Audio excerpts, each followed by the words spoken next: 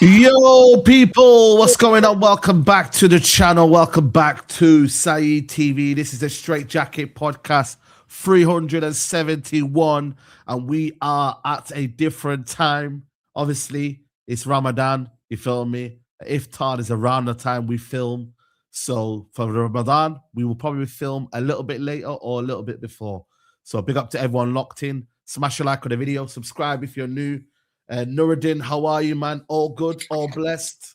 Yes, King, I've just finished work. Been a long day. Had an amazing event for work. So celebrating young people, that's what we do, innit? Celebrating the people. I've just literally got it 5 minutes ago. Come on, big up to you, big up to you. Minna as well, big up to you as always. How you doing? How's your Ramadan? Is everything blessed? Yeah, good. Ramadan Mubarak, everyone. How's fasting going? How's Ramadan going? You know, I don't jump on streams at this time, but it's the Straightjacket podcast, so I couldn't say no when you said that we were doing it at 10 o'clock. Come on. Big up to you, Minna. Big up to you. I'm blessed. I can't complain. I was at my United Iftar event. You know, I mean, big up to the people. I'm surprised they let you in. Yeah, I know. It was interesting, man. Big up to the United Muslim group. They invited him. You didn't invite him. The group invited Saeed. Yeah, the group. Let's get some facts right, yeah? Yeah, facts. Big up to them, brothers. Yeah, it was good, man. It was very, very good. Big event, big turnout. Mazraoui was there as well. Good to see him as well, you know what I mean? And yeah, man, very, very good event. So big up everyone that I saw there, and yeah. So Ahmad wasn't there. No. No, not Ahmad. It was Mazraoui. Is it Ibrahimov? Ibrahimov, yeah. Yeah, and Bassino, one of the youngsters as well, who's on the under 18s as well. So yeah, they were all there. So big up to them as well, man. Everyone's showing love And blessings, man. Actually, there was an auction, right? And I was bidding for Ruud van Nistelrooy's boots in 22-23. I wanted to get it so then I could give it to the people, innit? But someone outbidding me, man. And I just thought, I felt sorry for the guy. You know when you just tried someone, and I was with his wife. He's with his wife, and I was like, you know what, man, I feel bad. Give it him. So I gave it him, man. So he took the Ruud van Nistelrooy boots, 20, was it 2002, 2003, when he was the highest goal scorer, with the black boots. Yeah. But yeah, it is what it is. Next time. Was he the Golden Boot winner in the Premier League? Yeah. Golden Boot winner. Yeah. So it is what it is, man. It is what it is next time, innit? But yeah, listen, man. 10 games unbeaten, man. I know it was difficult yesterday, and there's a lot to dissect and whatnot. I'll start with you, Minna, because obviously me and Nuradin were there. I better mute myself. Yeah, you will. You will mute yourself. Hopefully, Musa will join us. He's right now in Uganda. Shout out to Musa. Each and every time doing charity work in Uganda. But Minna, big win. Wasn't a great performance, but I'm, for me, relieved more than anything because I looked at Liverpool. They won. Chelsea dropped points. Aston Villa dropped points. I feel like it's this kind of end of the season now where the points probably matter than the performance, or do you see it differently? What are you saying? I think the points is important because it's the race for top four, and far too many times we've probably seen situations where we don't capitalize on other teams dropping points. These are the kind of games in the past I would have been worried about that we don't get a result because of the performance. But let's be honest, that goal, we were lucky to get that goal. It's a great counter. That ball from Cunha, absolutely amazing. But I equally think like Le Mans was equally more important probably than the goal scoring. That probably kept us in the game. And maybe in the past, we didn't have that kind of goalkeeper that can pull off those kind of saves, pull off those kind of moves in the box from set pieces, etc. So I think it was a big 3 points against Everton. Don't get me wrong. The performance wasn't the best of performances. If you had told me, this time last year that we'd go on a 10-game unbeaten run, I wouldn't believe you. If you had told me this time last year, if you had, I think, and I hate bringing up Ruben Amorim, but I think Michael Carrick has got more points in his opening 6 games as Manchester United interim than Amorim did in his entire half season that he was at Manchester United last year, and he joined in November, so he had December and pretty much some of January to get some points on the board. So for him to already break that tally, by the way, I'm looking in I think it's 18 points in total Amorim hit in that time last season, from when he joined to the end of the season, and we've already exceeded that under Michael Carrick. So there are some positive signs, but also with that, I say there's definitely like learning curves. Like nothing for me is perfect. And I said this about Everton, I said this about the Fulham game. Historically, over the last couple of seasons, that's the kind of game for me where that's your bread and butter, because you're not going to play Arsenal every time, you're not going to play City every time, but you're going to come up against the Bournemouths and the Nottinghams and the Evertons and the Fulhams. And if you're not picking up those results where we haven't been in the past, then we would be sitting here like having a meltdown. So there are definitely, for me, positives and negatives from yesterday's games, but I want to shine the light on the positives, because I know Nuradin is going to go ham in like 2 seconds. Gonna go ham. I'm ready. He's ready. He's ready. For me, I just, and I was with Nuradin, and don't get me wrong, I was frustrated as well. I was for large parts of the game, but I think, and I think even Nuradin as well, at large parts was like, yo, get us this goal because we need the win. The performance, I understand, it wasn't great. You know what I mean? It wasn't. I'm not going to lie to you and say it was great. I thought fair play to Everton, even though I don't think Everton really tested our goalkeeper as much as I thought they would. You feel me? In terms of opportunities that were like, wow. Like, I think the Le Mans was more a case of like being assured, being very, very alert, claiming crosses. Them kind of things that we've seen under Onana have been a detriment to the team, bro. Like, we've conceded goals from Onana not being able to handle it in the air or get bullied in a sense. If you look at Le Mans, coming in, punching it out, coming in, claiming crosses. So in itself, that's almost like a save in itself. You feel me? But in terms of clear-cut chances, I mean, it was Michael Keane. I think that was a a decent save from. Well, I think it was a good save, but you would argue people say it's a camera save, and yeah, like they didn't really create that many chances. Their youngster, one of the clearers was the youngster. The youngster. Oh yeah, he just hit it side-footed it. They had the opening. Yeah. And then the ball away. I mean, the Saka, the kid that looks like Saka. Tyreek George. Yeah. He drilled it down the middle. He drilled it down the middle. But yeah. So all in all, like I feel like for me, it was one of them ones where I thought we caused our own problems. I didn't look at Carrick and thought tactically he was bad yesterday. You know what I mean? Nuradin was not bothered, not asked about. He was a bit pissed off about the fact that we brought on a substitution defensive a little bit early. Went back 5 a little bit too early. Then again, do you bring on Ugarte who causes you more problems? So it's one of them for me. Like I felt like the players let the manager down a lot yesterday. Players giving the ball away. Players not doing the basics right. Bruno didn't have a great game. Cass didn't have a great game. By all accounts, even Kobe Mainu didn't really have his greatest game. So I felt like for me, it was more so the players not presenting themselves in a way that I felt like on the football pitch, especially in the midfield, big up Molson in the building, especially in the midfield, I didn't think for me, they carried himself well. Did Bruno go too far advanced? I looked at Bruno and Cunha as well. They were occupying the same spaces. So there was a lot of things going on there, and that's why we didn't play our greatest game. But the main thing for me was I looked at the weekend where the final and then a kind of kickoff of the weekend, get the job done, man. Because end of the day, you ask Chelsea if they want to play pretty football or do they want the win. You ask at Villa if they want to play pretty football or do they want the win. So for me, 3 points. Is there a lot to work on? I want Sesko to start. Me and Musa had a back and forth. But all in all, I'm glad. 3 points, job done, and we move on. Now here we go to Nuradin, who might give us another opinion on the game. Big up. Nuradin, big up, man. Big up. Big up to you. Yeah, big up. So for me, I watch games. I'm a nerd. I'm an eye test nerd. I watch the games and I look at what Manchester United are doing on and off the ball.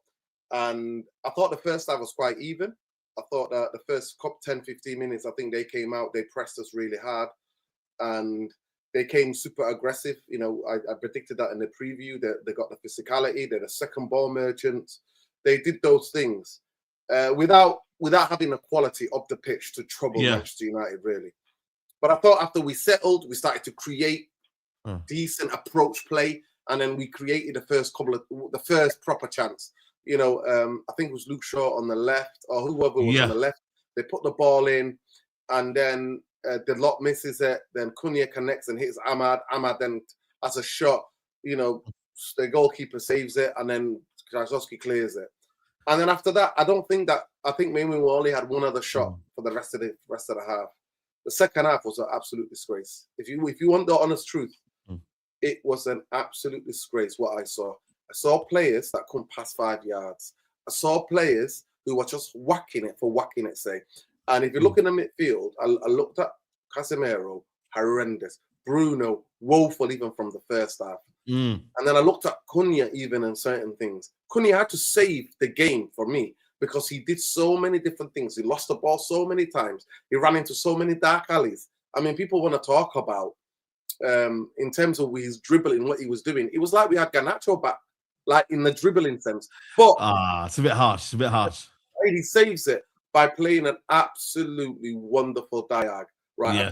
And his defensive performance as well. I thought defensively he was good. Last 15, he put it in. Right, let's not get good. He wasn't the whole 90, right? Because before that, Saeed, me and you were like, Ghana's taking the piss here, running the game. Right? Yeah, true. So watch along again, because the watch along will tell you what me and Saeed, we were just. I was back 1 minute. I'm biting the kind of stress ball. 1 minute I'm bouncing it in the head. 1 minute I'm trying to punch it into his head. 1 minute I'm punching him on the shoulder. So it was that type of game. My safety was on the line in that game. I can't lie to you guys. It was that type of game. So at the end of the day, I thought Kobe was the best of the bunch in the midfield. I thought Yoro and Maguire were magnificent throughout the game. I thought Mberma was woeful. I thought Ahmad was woeful. I thought Cunha was woeful. And I was thinking, are you going to learn Michael Carrick from the 60th or near the 70th minute that you bought on Sesko? Are you going to bring him on now? He brought him on earlier. He brought him on at 50 minutes. 52 minutes. So I give props to that side. I give props to that. But the second half performance, I give no prop. I'm bringing on Mazraoui 15 minutes to go and going 10 at the back.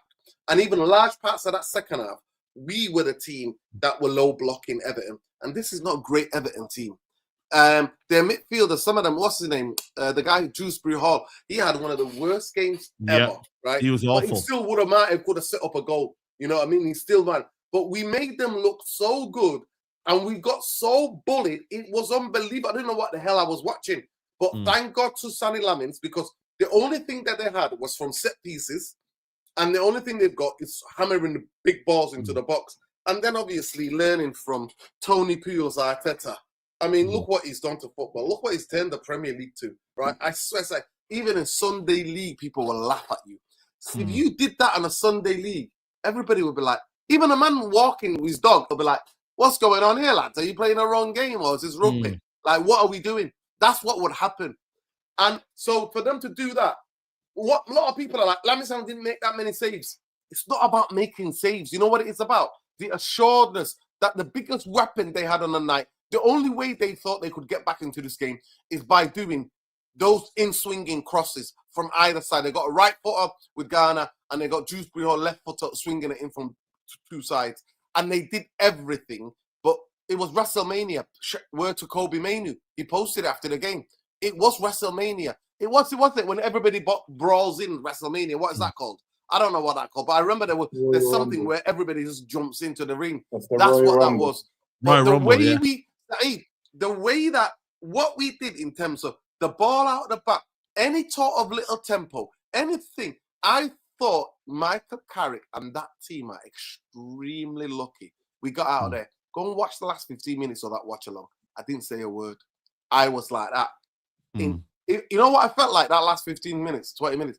I was watching the game. You know what? It's been slowly seasoned and cooked in a microwave.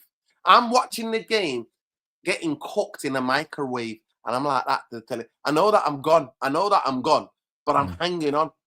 That's what it felt like. So nobody can tell me anything. It's my opinion. And that's what the game was. And Manchester United continue that form, Saeed. I promise you now, you know how quickly this thing can swing. You're going to be playing either Europa Conference or Champions if the performance don't pick up. And he can come out and cover for them because it's all pally-pally. He's all pally-pally. He can cover off for them. But I'm telling you, we'll come up against teams who've got finishers, and in half chances they'll score, and we can huff and puff like we did against West Ham. But that's my 2 cents. Yeah, but also, I don't know if you see Carrick, but he did say, though, like, we've had good performances, and then he knew that this team would have a dip. Do you agree with that? Because that's just the way I kind of look at it. You're not going to get a lot of good performances. Don't get me wrong, that was a bad performance, they say, for me. But you got the job done, you know what I mean? It's a different way of winning. You said it on the group chat. Under Amrin, we probably lost that game. You know what I mean? And then we're all complaining we didn't get a win. I think under Amrin, we lose that game.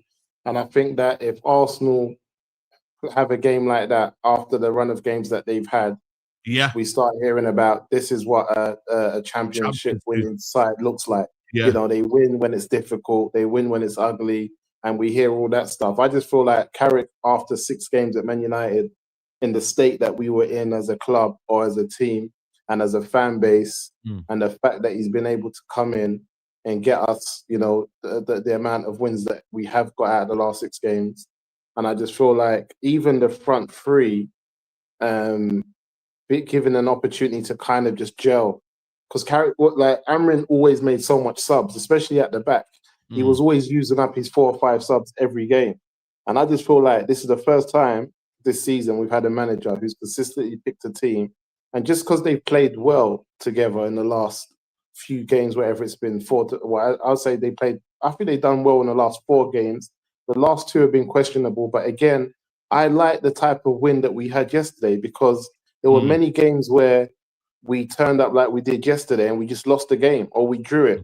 Do you know what I'm saying? We didn't have enough about us to defend as a unit and to say, you know what? Because sometimes in a football match, your defense is going to win you a game, or your midfield's going to do it, or your strikers are going to do it. Sometimes in matches, you're going to need a certain section of that team to actually, you know what, pull you out when the rest of you are not having a good time. And look, when the season started, everybody had concerns about the midfield. That hasn't gone away. Just because Carrick has done well, and we know that we have got footballers in there like Casemiro and Kobe, but everybody said we needed to get a new midfielder in, and we didn't get the midfielder in. But we all said, even us saying that we need a new midfielder, we still believe that this squad is good enough to finish top 4. And that's where we're at. You know what I'm saying? It's not good enough to kind of show us what we all want to see and kind of be protected from this level of games that we're seeing. We were always going to see these type of games or this type of game this season. But what we're saying is we wanted to see more of the first 3 games that we saw under Carrick, more of that this season, which we didn't get to see. But we were always going to see games like this, especially just having a midfield of, Casemiro and especially Bruno Fernandes. And like you said, Nuradin, we know Bruno vacates that midfield. Then and Casemiro has those periods of the season where he's playing well, and then sometimes he's finding it difficult. So for me, the midfield is always the issue. I feel like the midfield makes the front 3 have to defend a lot. The reason we've done so well is because, for me, and Mbeumo, Ahmad have been defending, and they've been defending very well in these last 6 games. I feel like people are taking away the defensive actions that they've had to do for this team for us to be able to get these wins. And without that, we find ourselves in problems. I just feel like it's too easy to be looking for issues in Carrick's first 6 games, when in reality is he's done so well. He's like I don't know how many managers have done better than him since he stepped into this team. You know what I'm saying? There's not many. So I think we're just picking at stuff. And the reason is, like, if you've ever been in a car crash and you've made it out, when you get in a car again, you're always scared. As soon as someone goes close to the pavement, the barrier, you're on edge. And I just think we were in a car crash as a fan base. And now, whenever it gets tight or whatever, we just start getting panicking. Oh, we're going to lose this. But if you look at the game as a whole yesterday, Everton didn't test us like that. No, we weren't under no pressure. We just couldn't get no passes together. And like Nuradin said earlier, like in terms of that Pulis football, I feel like the whole league has been poor. And Man United isn't a great side yet. We haven't become a great side in 5-6 games. We're not a fluid side. We're not a side that's had managers that's had a manager for the last 18 months at a club that's imprinted his style, how he wants to play, how he wants to go forward. There's clubs in this league who've had managers for 3 or 4 years, like Newcastle's, and sometimes you watch their games and it's just poor. It's just where the league's I've watched Man City play rubbish football, and I'm like, what's going on here? The champions against Nottingham Forest. They robbed Nottingham Forest. I'm not gonna lie to you. They got a last minute winner. They were horrendous for large parts. You know what I mean? Yeah, we just got to finish top 4, guys, man. We just need Champions League football next season, and we'll get to the end of the season and see if Carrick's done enough to convince the people in charge and the fan base or not. I don't think it's the end of the world. If Carrick has, then he has. If he hasn't, then he hasn't. We move on. We need Champions League football. So that's how I agree. Musa has to go to Uganda more often. The guy is talking sense all of a sudden. I don't know what happened while he's in Uganda, but the guy is talking. There's no more rage baiting.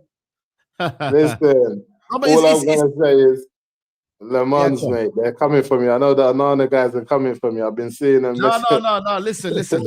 I've not heard of the Onana prop, so I'm going to allow you on the Onana prop. Or maybe we don't. Maybe we keep every week. That I was mistaken. I thought the Onana we were getting was the one at Aston Villa. I was mistaken. I didn't know which Onana we were getting. Hey, Moses killing me. Moses killing me, man. But no, honestly, you know what it is for me? I just don't like that front 3 gimmick. I can't lie to you. I'm kind of over it now. I think I need Sesko in the front 3.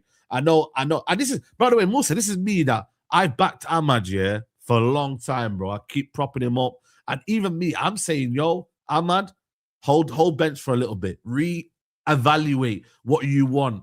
Get that hunger back, bro. Because I feel like, some people in life, they get a bit too comfortable. They think, everything's for granted. I think Ahmad's got a little bit too comfortable, guys. I think Ahmad played well, in the last 5-6 games. I feel like, and Mbeumo runs a lot into his space. Yeah, even though he doesn't like playing back to ball. I just feel like the manager's got to make a choice with the 2 of them. But I tell you for free side, the game doesn't change with Sesko on it. Because Sesko came on. You know why I tell you this? Because Sesko came on and we didn't change how we played. We weren't putting balls into the box. We weren't doing nothing like that. And To fair, Musa, go on, Mina. Mina, gonna say I was something. going to say, I disagree, because when you got Sesko, who's more of a 9 than Mbumo is, for example, yesterday, that goal that United score, right? Yeah. It's from an Everton set piece that United recycle. But the position that Sesko is in drags Tarkowski out. He kind of follow him because he's the one that starts the counter. You know that he's the one that actually starts it. He's the one that plays the pass to Cunha, and then Cunha does that big switch. If that was Brian Mbumo, I don't think Tarkowski would be playing that tight to him. I think he'd be sitting off him, waiting to receive the ball, to recycle possession for Everton if the opportunity comes. And I've seen that with Sesko quite a few times. Just because he's on the field, the centre backs play different compared to Mbumo or Cunha, because bear in mind, when it's this new front three of Cunha, Mbumo, Ahmad, that is a change in front three. They're all swapping around. So someone is always occupying the centre backs, but they're not the kind of number 9, quotation mark, number 9, that kind of stretches the back line. Forces the centre back out. Right now, can I just say quickly, when Bruno goes out to the wide channel and Cunha kind of drops deep, and then Mbumo comes out to left and Ahmad comes central, if Ahmad drops off that back line, they're not following him. They're not going to follow him. I agree. Yeah, I just feel like one of the things I saw in the game, I just feel like in terms of how we play the game, the opposition might play a bit different, but in terms of how we played the game, we didn't play like the type of goals that we scored.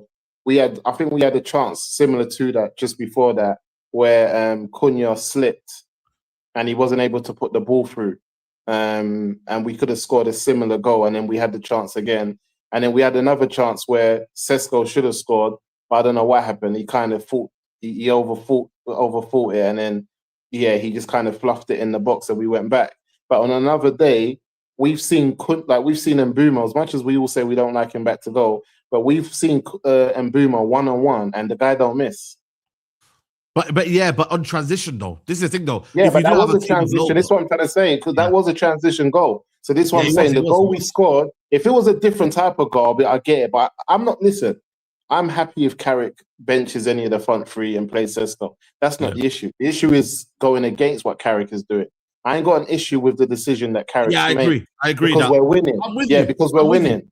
Yeah. That's my only issue. When I'm saying that I don't think Sesko needs to start, I'm only saying that because that's what Carrick sees.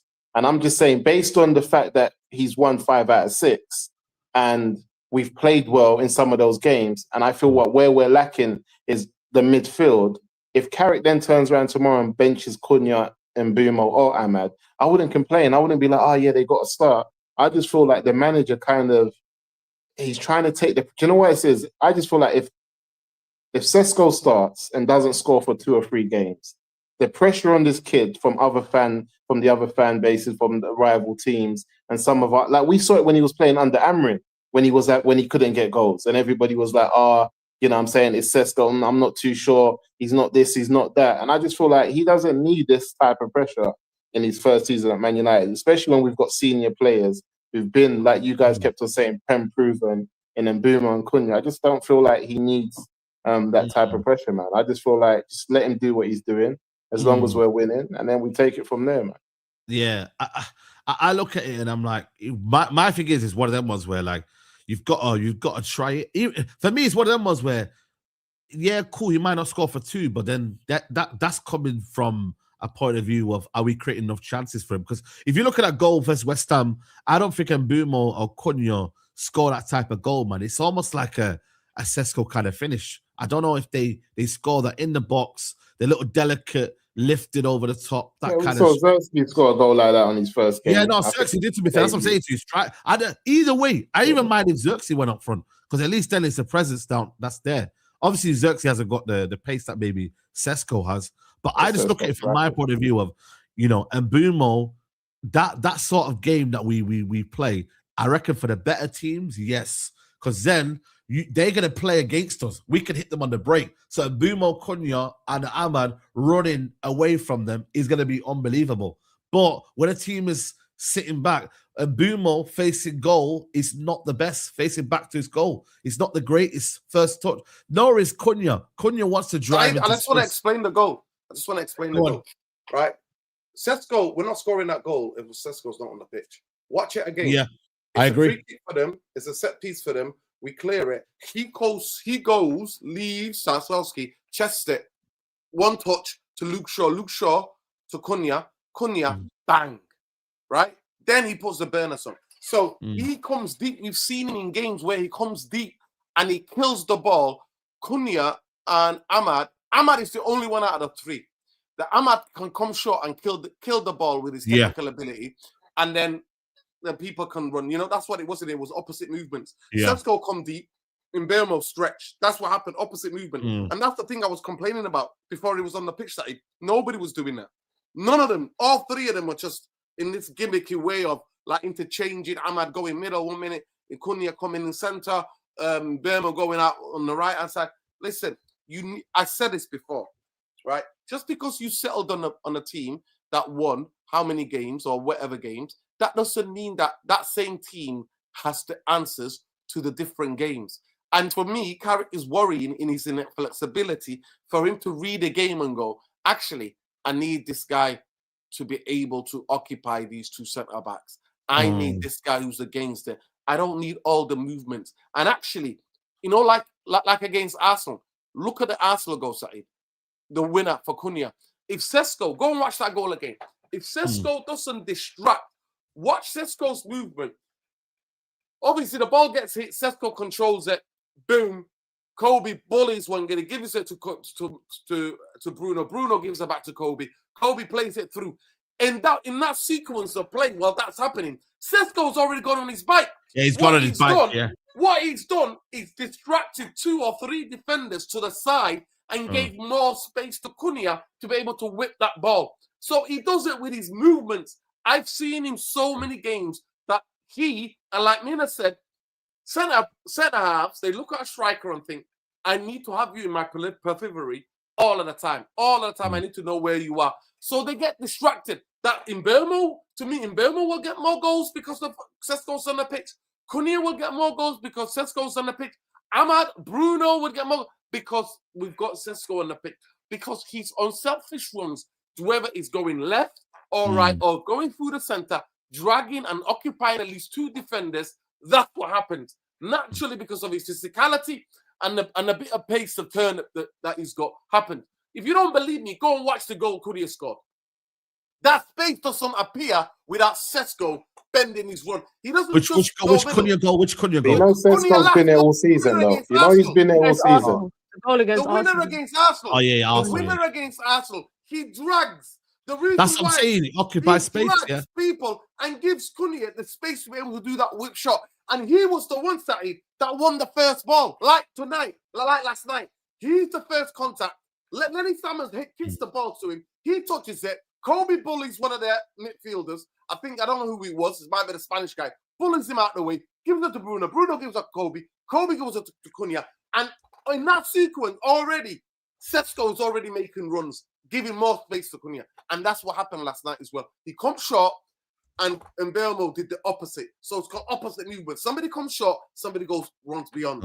And that's what happened. And that's why Cunha could play that ball. So for me, even in terms of us opening defenses up, Sesko playing on the shoulder, taking people on the run, gives the other players the space. Yeah, it gives them, Cunha don't do that, Saeed. Mbeumo don't do that. Mbeumo's horrible. How much were we watching that game in that first half, when the ball's getting licked in the air and it's just been, what are we doing here? It's not his game. It's not his game, is it? How did we win these games then? How did we win these games without Sesko? Which one's the all season? All season. Like, he's been there all season. I just want to know. My thing is this: he's been there all season. Listen, he's been there. He's been there all season. Let's not start with Carrick. He's been here. No, he's been here all season. And there were times when he was having these runs, playing game after game, and it wasn't working for him. And the same thing I said then is what I'm saying now. Listen, but the same thing then I'm saying now. When people, on YouTube, I was defending him, and the same thing I'm saying then. I was defending him, and I'm saying the same thing I'm saying this, I'm saying now. The same stuff we done to Højlund when we bring him in, and a poor Man United team that's not really got things going, we put all the pressure on the young striker to come and lead the line. We've never had these young strikers who come in and they don't have senior players in front of them who let them get into their rhythm of play. Carrick has been there, done that. Carrick has said Sesko's a bad boy footballer. We've all admitted and said that the way he plays the game, his control, he's not just a long ball merchant that you have to throw the ball up there. That you can play football with Sesko.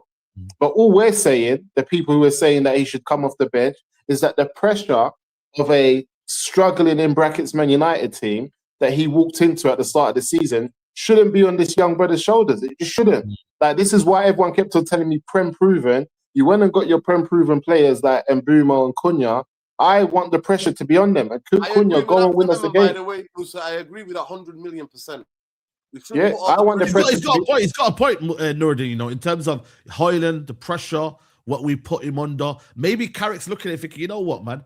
Let me not put him in the limelight and let me just phase him in and get the because you might get a better dopamine and confidence boost from scoring winners rather than, you know what I mean, than Gyökeres got. Because Gyökeres now, he's started to maybe get winners and he's started to get crucial goals. Whereas beforehand, he was maybe getting the third goal or the second goal, or you know what I mean. But maybe in a sense of Carrick's thinking, yo, if he can get winners and he can come in and impact the game, that will do his confidence better. But Saeed, you can't paint him. Like I just said before, Musa goes, you can't paint everybody with the same brush.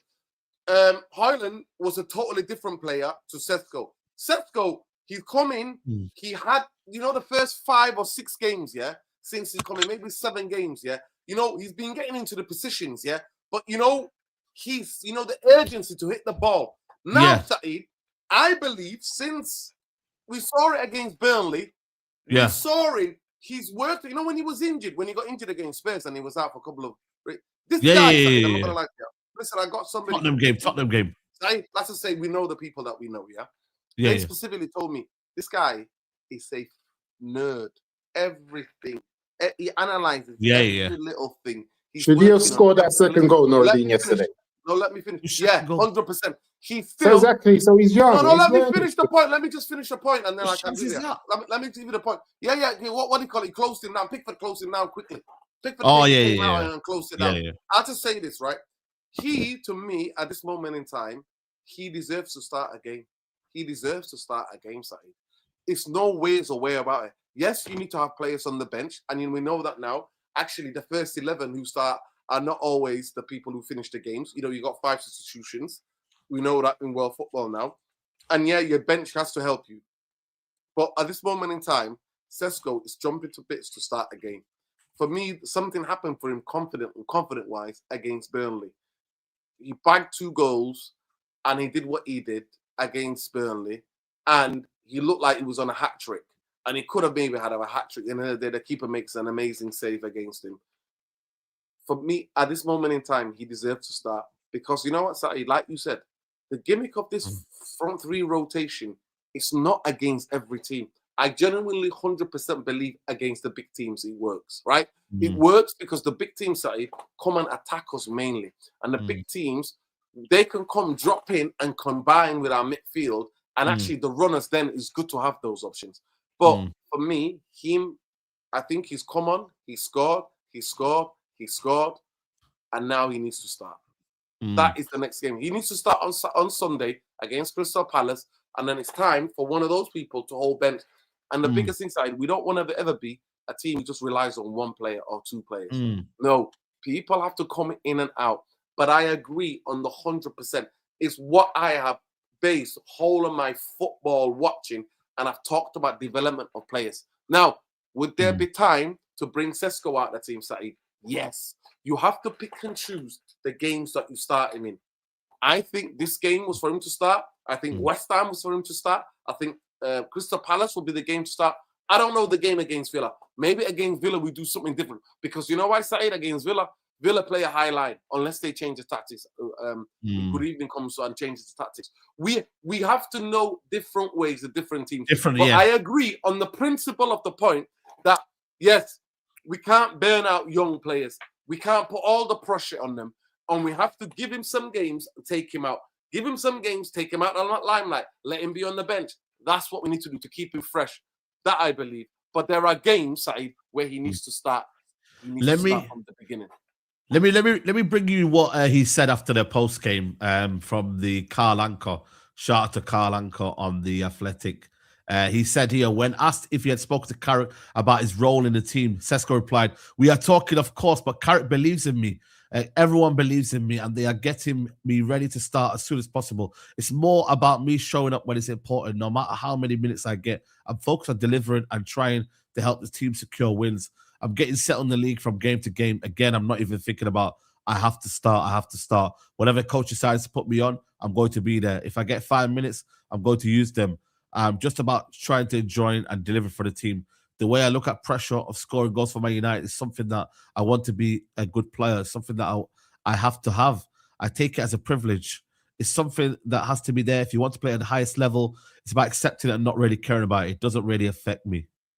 So it looks like, to be fair, he's not really like, obviously we don't know what he feels internally, but it is a sign that, you know what, man, he's not gonna kick up a fuss. He looks like a guy that's ready to be, any opportunity he gets, Minna, he's ready to seize it, man, and he's ready to show impact. There are a couple of people on the comment section saying, you know what, we don't really have an impact sub.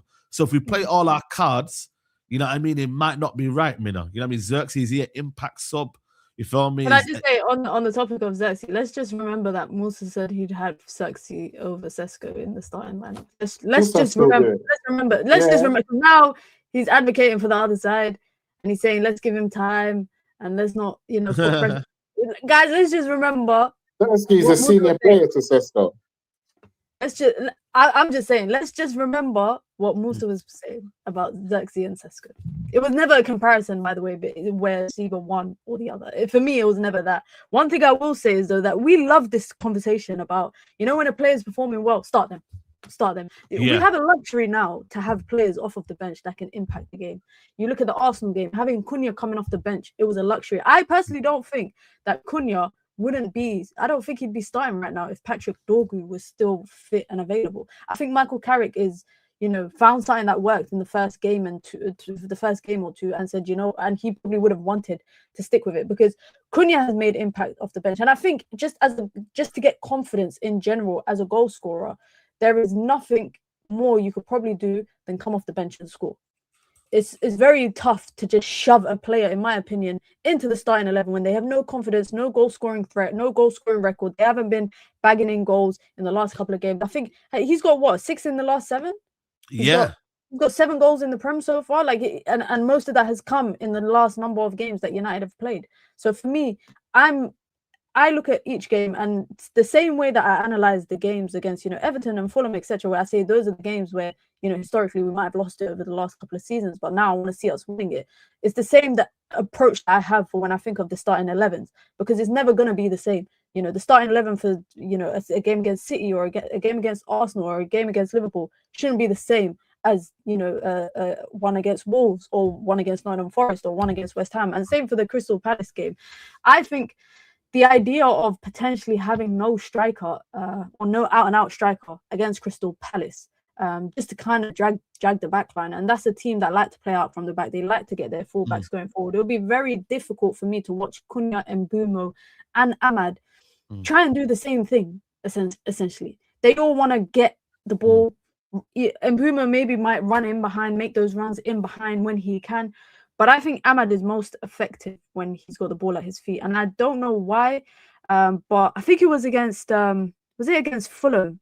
It was against Robinson where he was cooking him. Yeah, he was cooking him. And then we suddenly just stopped doing that. We stopped feeding him. We stopped running the ISO play for Ahmad. And I felt the same as well against Everton, because I was looking at him thinking, Jared Branthwaite, he's not the best at the wide channels. He's playing there out of circumstance.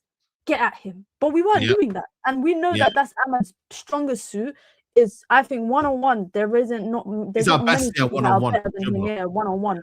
So if we can't work to the strengths of that front three, then we have to change it up. But for me, there's no harm in having your most threatening asset right now coming off the bench in terms of Sesko, because in my opinion, if we're in a situation in the Palace game where we can't get a goal, and you've got Sesko starting, and you've got Mbeumo starting, and you've got Cunha starting, you look at the bench and think, where's the goal going to come from?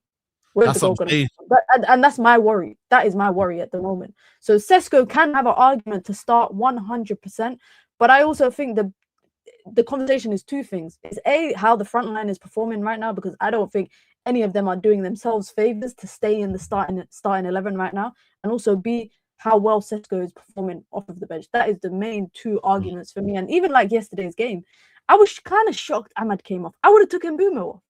I would have took Baron. Yeah, I know. But then you don't get what Mbumo did. It's like Mbumo's like one wild moment.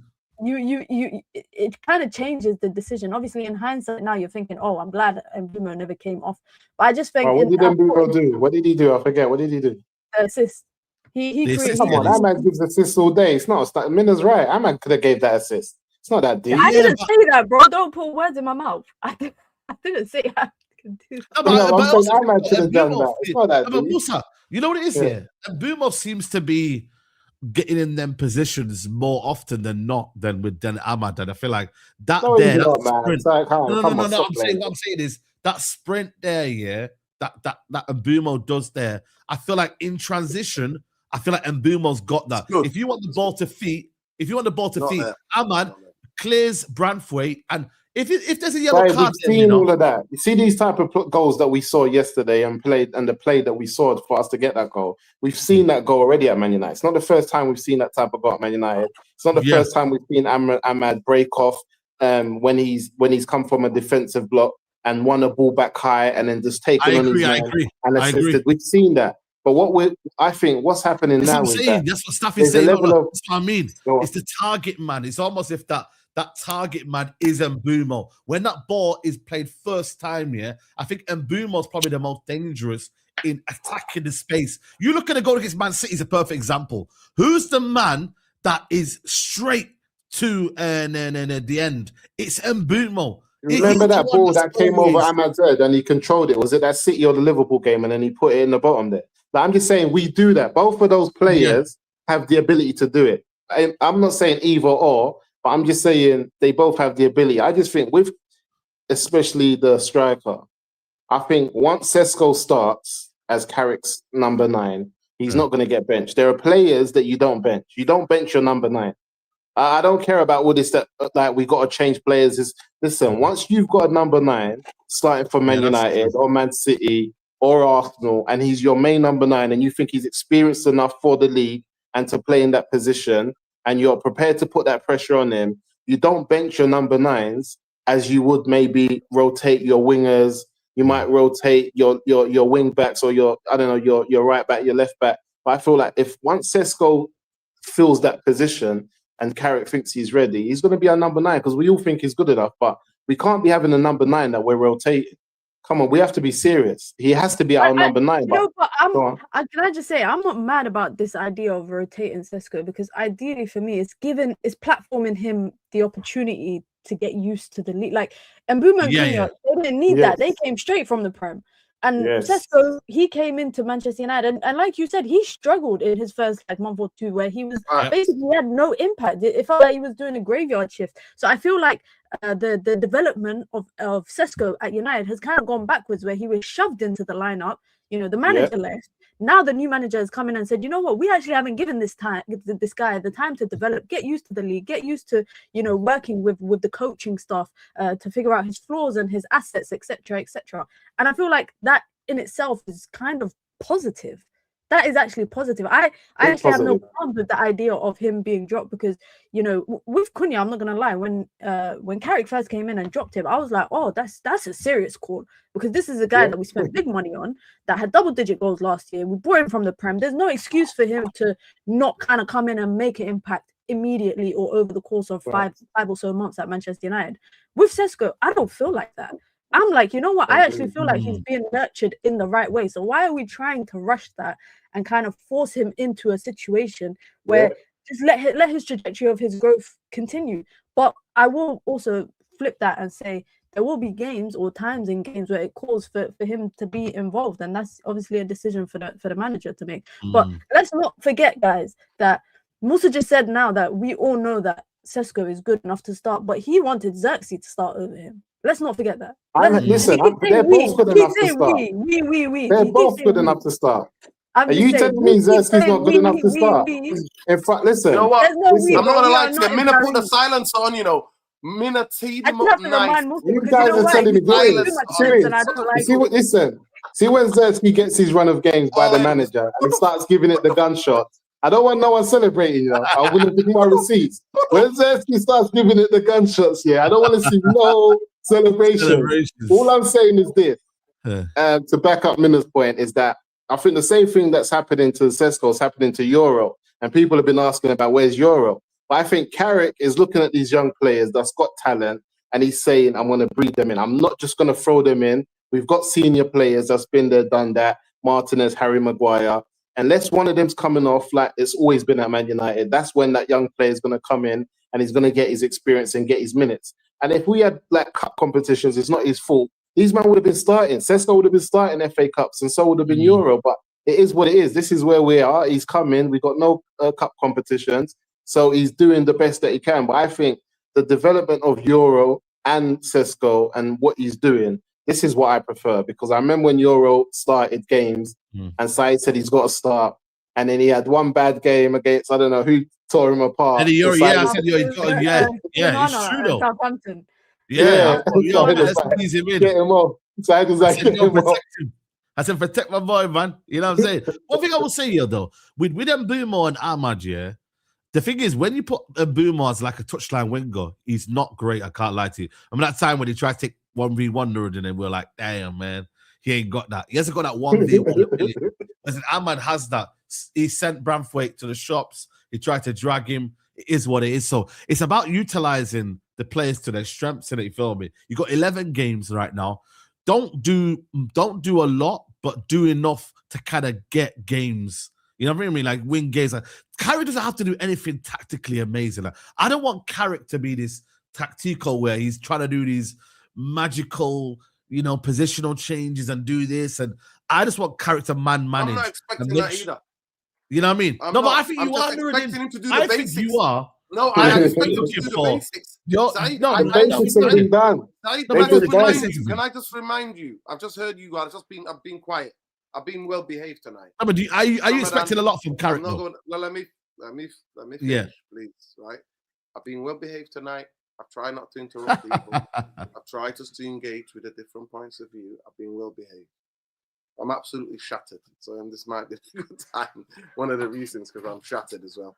I'll just say this, right? Football, the basics are the hardest thing to do. I know that might sound like an oxymoron, but it's true. Football, I need him to do the basics. What's your basics, though? What's your basics? The basics are what are Manchester United doing with the ball and without the ball?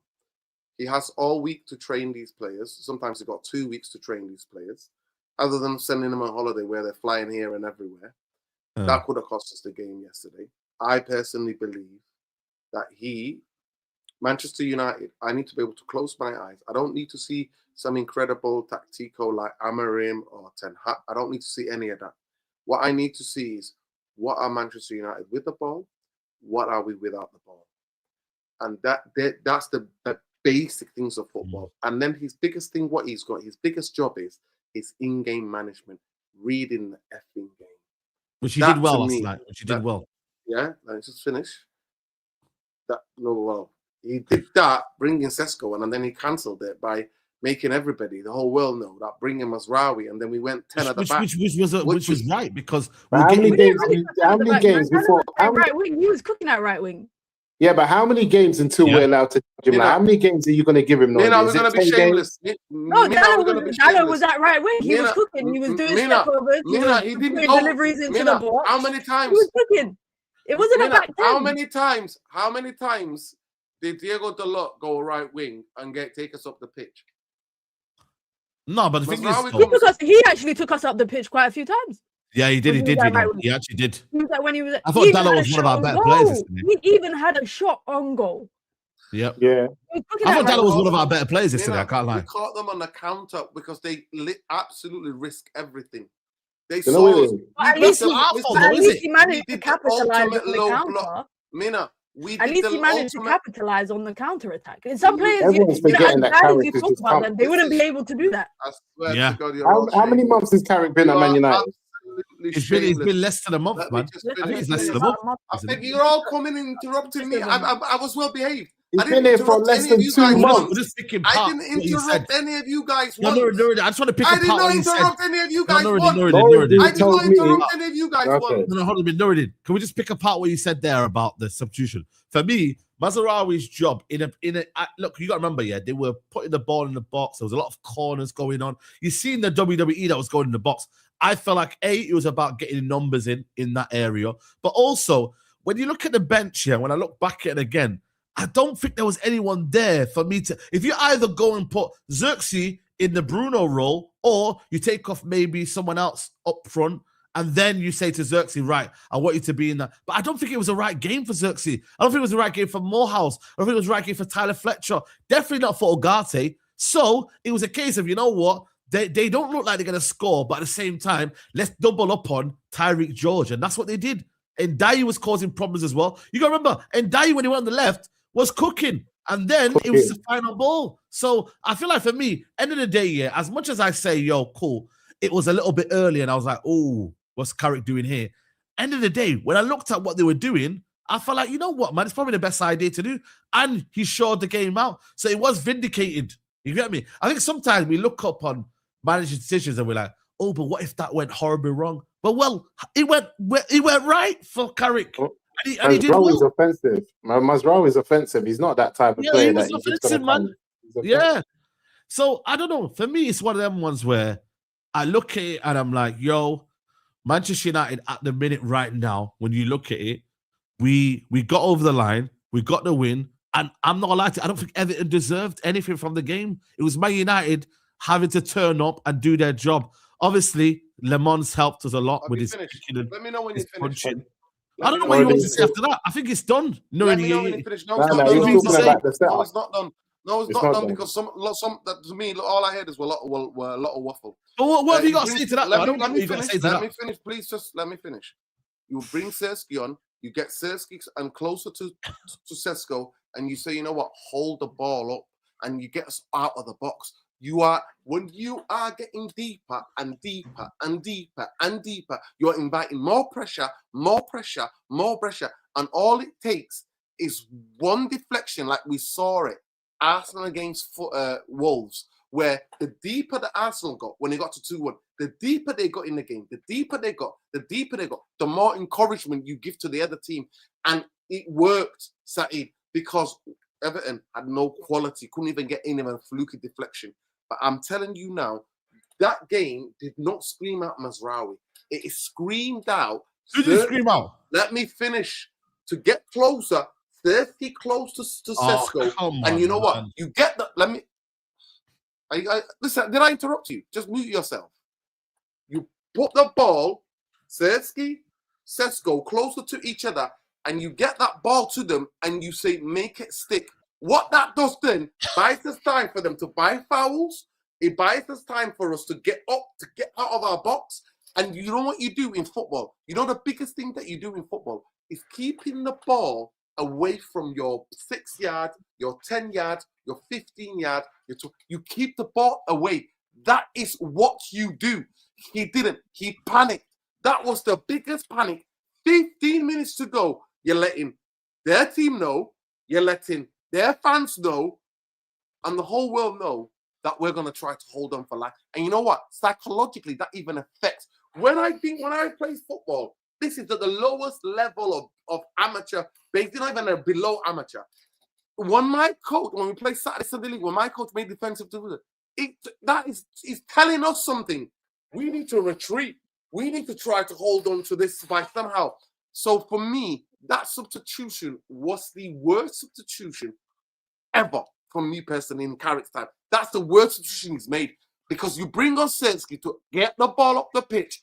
You get Cunha close to him. You get Bruno close to him. You get the midfield you give a breather to Lamens. All of that unnecessary foolishness did not matter because even before we brought him on, we were already doing a low blocking Everton, which was embarrassing. And I just want to say this, people, yeah, because people are like, but We need to get through and just get Champions football. Haven't we done that before? Did we not do that with Everton? When we're doing bank robberies? He's the interim manager. Let me finish. Let me finish the point. And I'm going to mute. Let me finish the point. I'm going to mute. Right? Didn't we do this already? Then we get to Champions League. And then we get fucking slapped around. And then don't worry about that. That's too far away. 2 games in a week. That's too far away. 3 days. Don't worry about that. Here? Don't So worry stop about that. telling me this. My eyes don't lie to me. Stop telling me something that my eyes didn't see. Stop pretending my eyes saw something. Can I play devil's That advocate? was the worst substitution. Let me have my opinion. And by the way, Bodo Glimt. Go and see how Bodo Glimt played football. Bodo Glimt, amazing. Congratulations to Bodo Glimt. We're not Bodo Glimt. Village, 50,000 in a village, and they do that. They go to big grounds and ball out 6 teams, weeks. home and away. 6 weeks, Carrick has been there. Let me land. Look, the manager's been there for 6 weeks, yeah. 6 weeks. I don't care if you were there 2 days. I don't give a damn. That's the problem.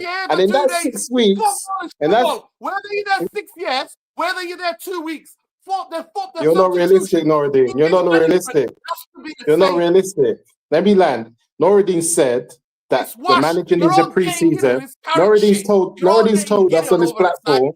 Nuradin's told us on his platform, managers need pre-seasons, to get their ideas across, to get the way they want to play. He's come on there multiple times and told us how important a pre-season is to get them in early. Manager, he's an interim. Listen, let me just land. Let me land. Let him land. You come on, Nuradin. The process is the same. Mute yourself. He's going on like an entry. The process is the same because listen, let me just land. You're not muting me. I'm unmutable. Nuradin, come on. You told me to mute. I muted. No, but Nuradin, you can't do this. Interim. Listen, let me just land on it. Also, you can call him what you want. You can call him what you want. Call him whatever you want. Yeah, Nuradin's then told us that one of the hardest things to do is to get the basics right. And the basics are the hardest things to do. So this is the manager, who hasn't had a pre-season, who has to then implement Nuradin's basics that are the hardest things to do. And it's all done that in a month and a half. And then he tells us this is the worst decision I've seen him make in his time at United, which is a month and a half, like he's been here for a year and a half. Like, what are we doing here, Nuradin?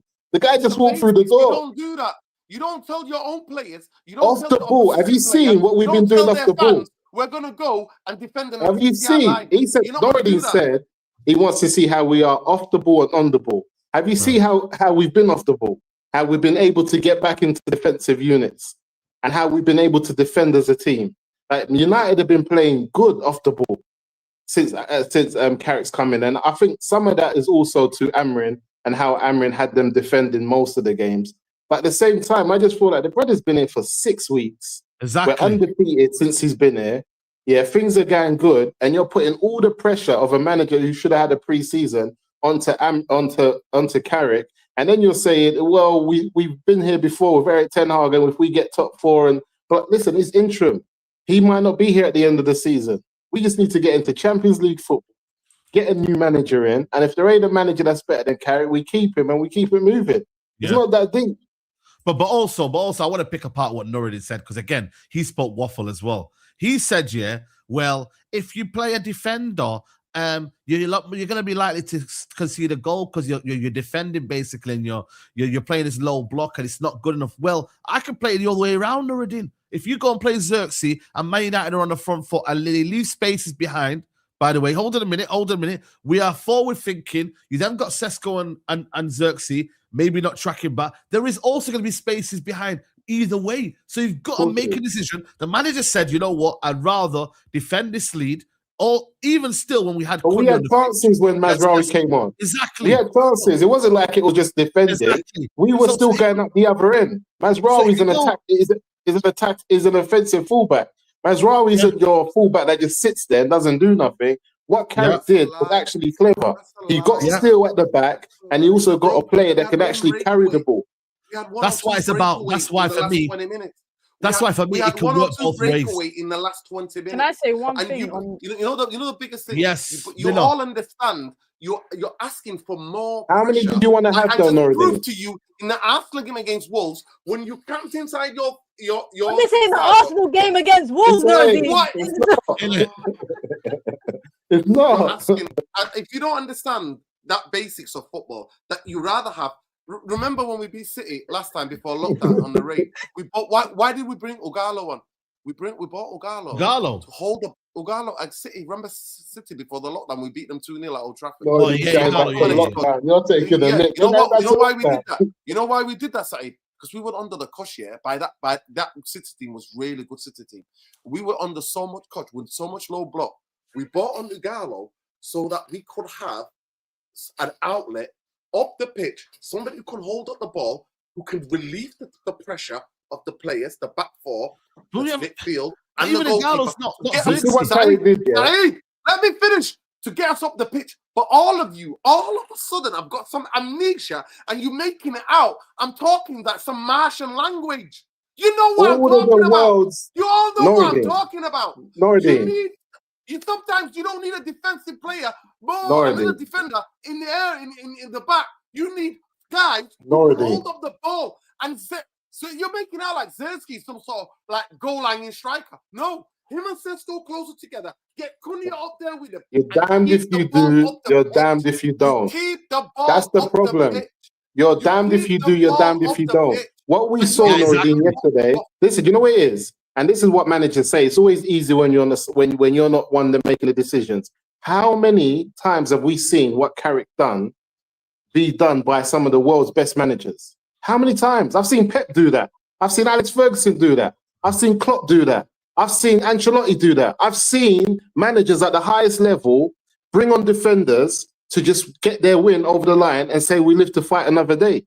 We've seen it happen, and we've seen the other thing also, where they bring on a striker to win a game when they're coming or when they're trying to get the points that they need to get. So it's just like you're damned if you do, you're damned if you don't. It's not something we need to go into and say it's the worst decision you've ever seen Carrick make. When we've seen timing of some of the substitution was the worst thing that you could do for that. Yeah, but you've seen some of the world, but you've seen managers do that. No, it's not the first time you've seen a manager. So that substitution didn't result in anything bad happening. Like you're talking because listen, Senny Lamins collected everything, was composed enough. But United defended well in their box. He did his job.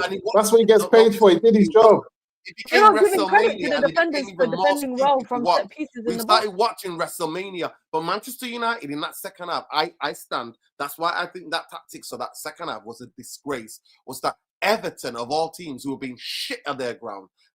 Most Evertonians I know are sick of it. 10 men. I went to University of Liverpool. We couldn't beat the same team with 10 men. Do you remember that? We couldn't beat this team with 10 men. I know. Listen, they're sick of it. You know why? And you know why? Because we had a concussed coach who didn't have an effing clue, right? Why are you who kept everybody at the back, right? When we're playing against 10 men, kept the 5 players at the back while we're playing. That's what I was there. I was live there. I saw it with my own eyes. He kept 5-6 players behind the ball when we sometimes you know what? It was embarrassing. The way Nuradin's going on here, I actually want Carrick to get the job now because I actually want to see Nuradin. You know what? I swear to God, I hope he does. And you know why? You know your tears. Your head. You got agendas, Nuradin. This is the first time I've seen your agenda. I'm telling you now.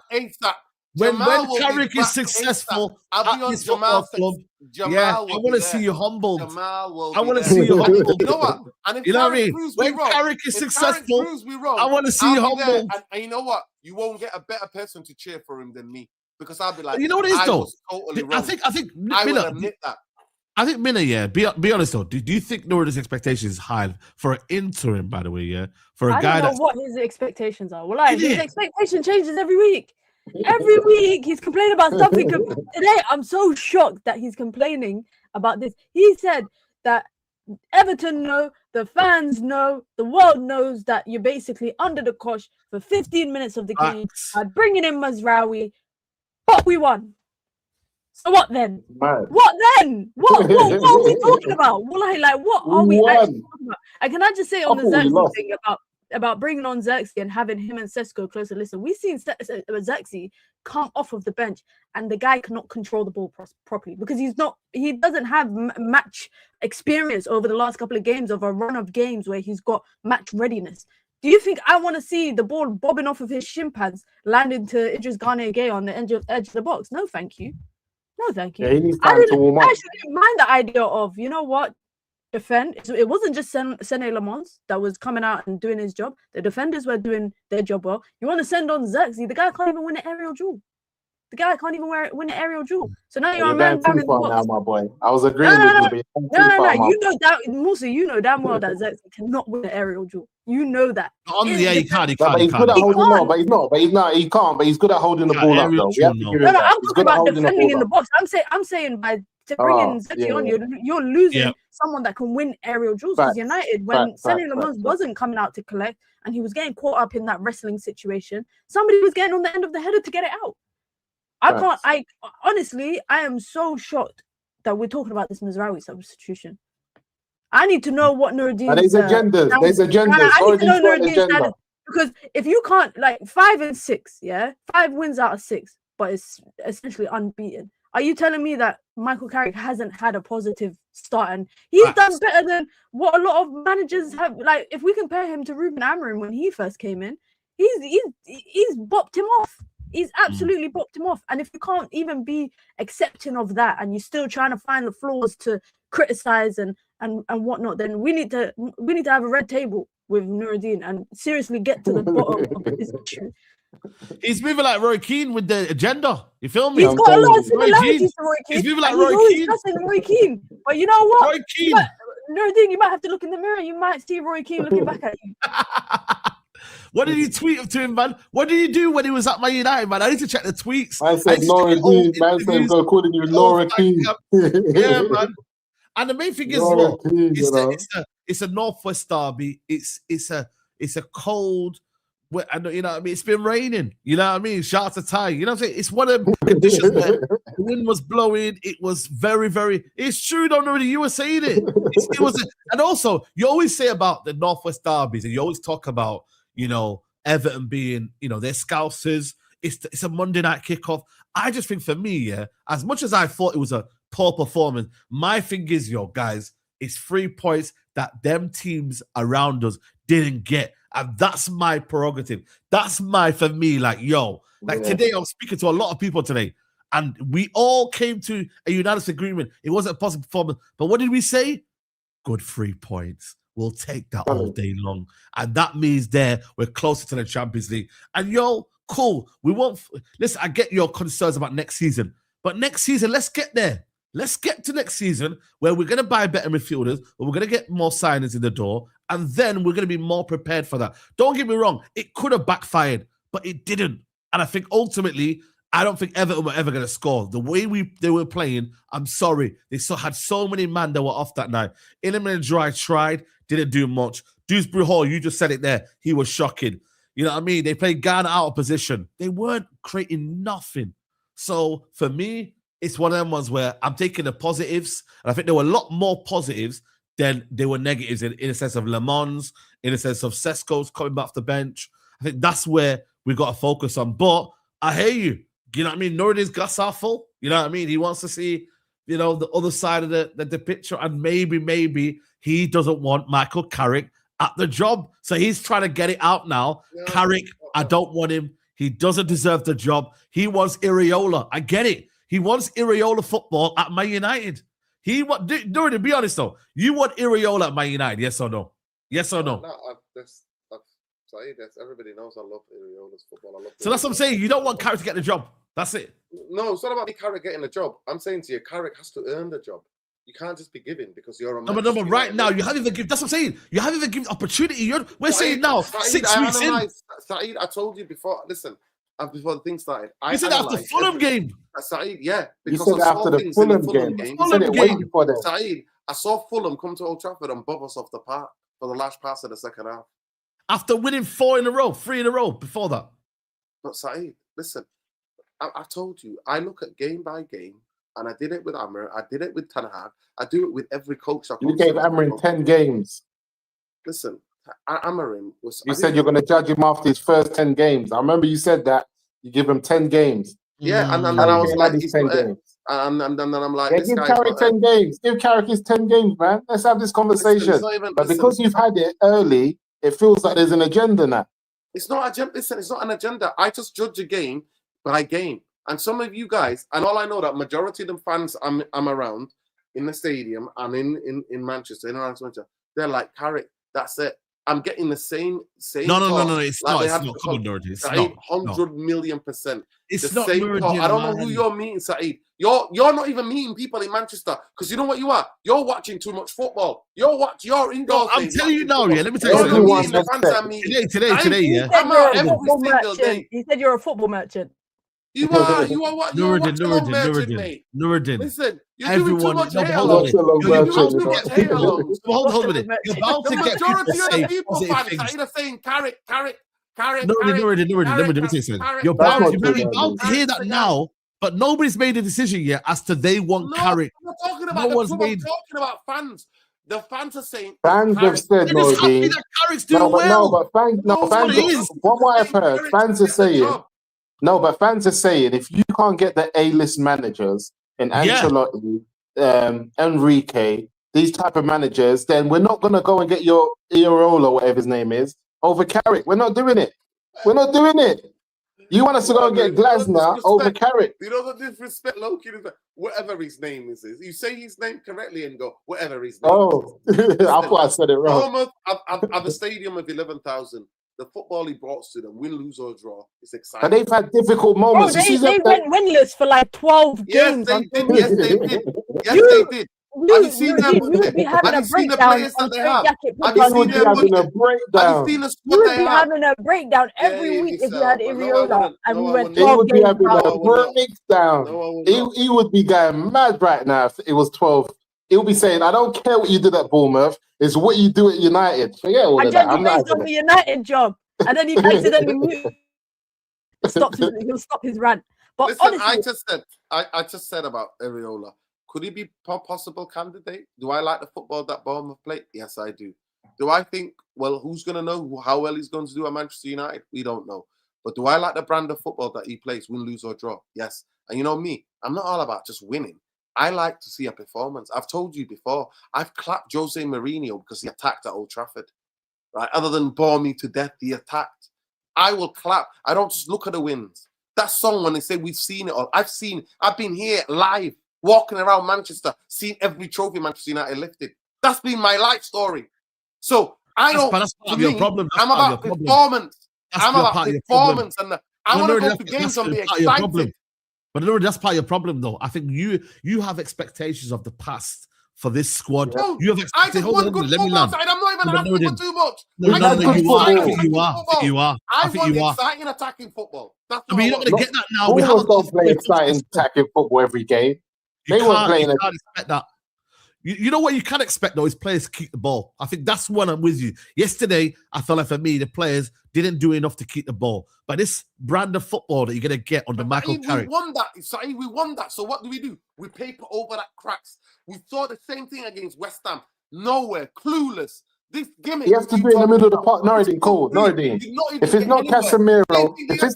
Yesterday was even more of a disgrace than West Ham. All right, name me the midfield. Nuradin. Name me. Everton, who are shit. According to you and everybody else, and they blocked us. What does that tell you about where we are? Name me the midfield. Name me that midfield without Casemiro and Bruno, because that's what we need. It's midfielders. Name me the midfield. Give us a midfield. Give us a midfield without Casemiro and Bruno. What's the midfield? He's gonna say. He's gonna say, bring back that kid that we shipped off to Poland. He's gonna say, bring him back. What's his name? He's gonna say, bring him back. Maxi plays for Strasbourg. There you go. He got sold to Strasbourg this summer, but he's gonna say, let's go to Blucher and sign him right now. Ollie is injury prone as well. Listen, I'm bringing Anderson. I think Anderson is one of the best. No, I'm talking about now. Right now. The reason we're not controlling the games yet. Go and ask Wilcox. No, but I'm asking you what you want Carrick to do. Go and ask Ineos. That's what I'm saying. Yeah. Am I in that job? That's an L. Am I in that job? That's an L. Say what have I been saying all winter? Go and get 2 minutes. So what do you want Carrick to do? What have I been saying? He's also saying Carrick right now. The solutions are very limited. I don't give a damn. Whose problem is that? Whose fault is that? My fault. You're putting that on me or the club. You put the club, mate. I've been begging for it. But Carrick is in the same boat. Too. And let me tell you something, Musa. I've been asking for 3 midfielders since we beat Arsenal 8-2. I walked back. My Facebook status was that, please, can we get 3 midfielders? Remember when we beat Arsenal 8-2? What year was that, Saeed? What year was that? And I've already showed you in how many videos have I made? I showed you the decline on Manchester United midfield and the decline on Manchester United going hand in hand. What are we doing? But what do you want Carrick to do, though, You keep asking me. No, he needs to go and ask the people who put him in that position. You know, I need to ask him. But he came in after the January transfer window closed, didn't he? He came in after. No, he didn't. The window was open. You're concussed. Look, no, but he was never going to get anyone. Nuradin. If you think that Ineos, he kept coming out saying, well, we might be able to do something. He was there for about a month, mate, or 3 weeks at least. No, but the window was you know what it is, yeah? Staffy, man. Listen, I don't know as well, Staffy, man. I don't know as well. Can I just say something quickly? Yeah, go on, Mina. On what Nuradin said, because he said it's not obviously his job. When Musa asked him about suggestions for the midfield, he said it's not his job. Michael Carrick's job to come in is to coach and get points. So why can't you give him credit for that? Right. Why can't you give him credit for that? Yeah. Now you're talking about recruitment, which if you're not here for the long term, he's saying... Mina, he asked me the question like I was the one. No, he's saying to you outside of the transfer window right now. Midfielders, regardless who the interim is, who the interim is. I said, regardless who the interim is, they keep telling us the club makes signings. We don't sign for a manager, or we don't have managers, and we have 13 coaches. Let me correct myself. 13 coaches. So United signed the players. 13 coaches have to get on with what they've got. And I said, whoever it is, whether it's Fletcher or Carrick, go and get him 2 midfielders or get 2 on loan at least to help him. Because I knew this was coming. Oh, but Carrick now is getting on with what he's got. I have done how many videos talking about that, and the Musa has got the cheek to ask me. Of course, because I'm telling you, Carrick is getting on with what he's got. You just said the manager needs to get on with it. So I'm saying if Michael Carrick is getting on with it and he's getting the results, I'm just asking why you can't give him credit for that. Listen, Mina, I gave him incredible credit for Man City performance. I gave him incredible credit for the Arsenal performance. I gave him some credit for the Fulham. We were lucky to get that goal. World-class moment from Bruno. I gave him Spurs for the first half an hour was tricky, but we got the win. 10 men, obviously. We can only put what's put in front of you. West Ham, I said that game changed the game. I was screaming, watching on the telly, saying, what is he doing? I came out and I was like, what the hell is going on here? So the Fulham game, I saw red flags because I'm like, you can't use the same system, be that naive to think all what worked against City, what worked against Arsenal in terms of the game plan is going to work against Fulham and Spurs. And West Ham. He hasn't got players though, Nuradin. Like he has the players. Our games is the midfield. Who are we going to play in the middle of the park? That's going to change. Who are we playing? That's it. The problem that we have in those games is that these midfields came in the midfield and they overloaded players, and Casemiro struggles and Bruno goes missing. You take off Casemiro and Bruno, who's lining up in that middle of the park? Who? Nope. You can't. He's holding on. At the end of the season, I just feel like he's doing a good job. And that's why I'm happy we got 1 game a week, because I felt like if we did have a couple of games a week, then I'd be a bit worried. But because we have 1 game a week here, I feel like that's going to help us massively, because then we at least can get the rhythm. Who are the midfielders, guys? You know I don't even know. Other than Mason Mount, who's the midfielders? So you got Morehouse, you got Ogate. That's it really. And the Fletcher. But Tyler Fletcher and Jack Fletcher, and they're not ready. Yeah, they're not ready. They're not ready. Yeah, they're not ready. Morehouse, somebody that should be getting an opportunity because he's a good ball carrier and he's somebody who can keep hold of the ball. You've not watched him, Saeed, so stop making faces. You've not watched him. We spoke about putting pressure on youngsters. I have watched him. We spoke about putting pressure on kids. You know, we need Champions League football. He has played, Musa. He wants to bring him on, He has played in a high pressure game like that, Played, let me finish. And then we can see the goal.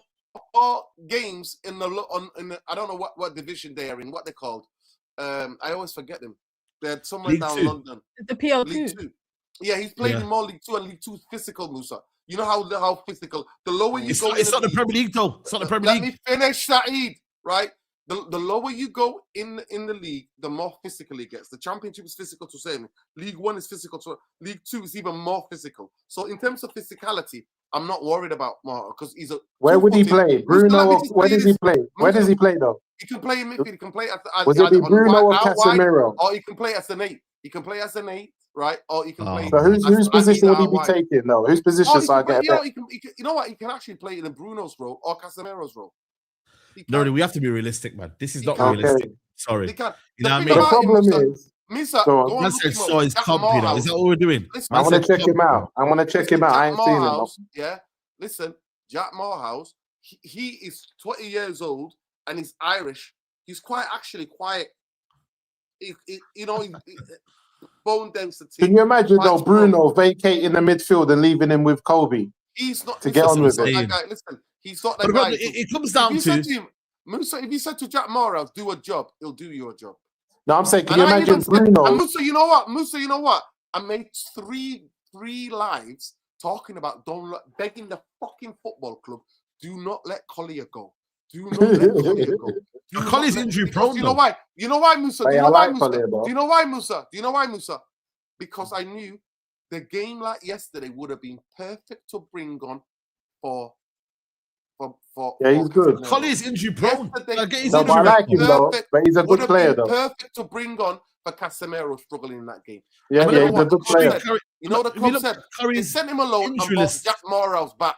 They bought Jack Collier has missed 14 games last season. He's missed 12 already this season. He's injury prone. He's a good player though. He's a good player. He's a good player, but he's injury prone. So, and Nuradin, you don't like the medical team at Man United, right? Do you? So if you bring him back to the Man United medical team, he would have been injured even more. So you're going to get an injury-prone player coming to Man United and being worthless. We got Mason Mount, can't even stay fit for Man United. And he right now is looking at this United thinking, where would he play? Where would he fit in right now? Is he injured as well, yeah? Hey?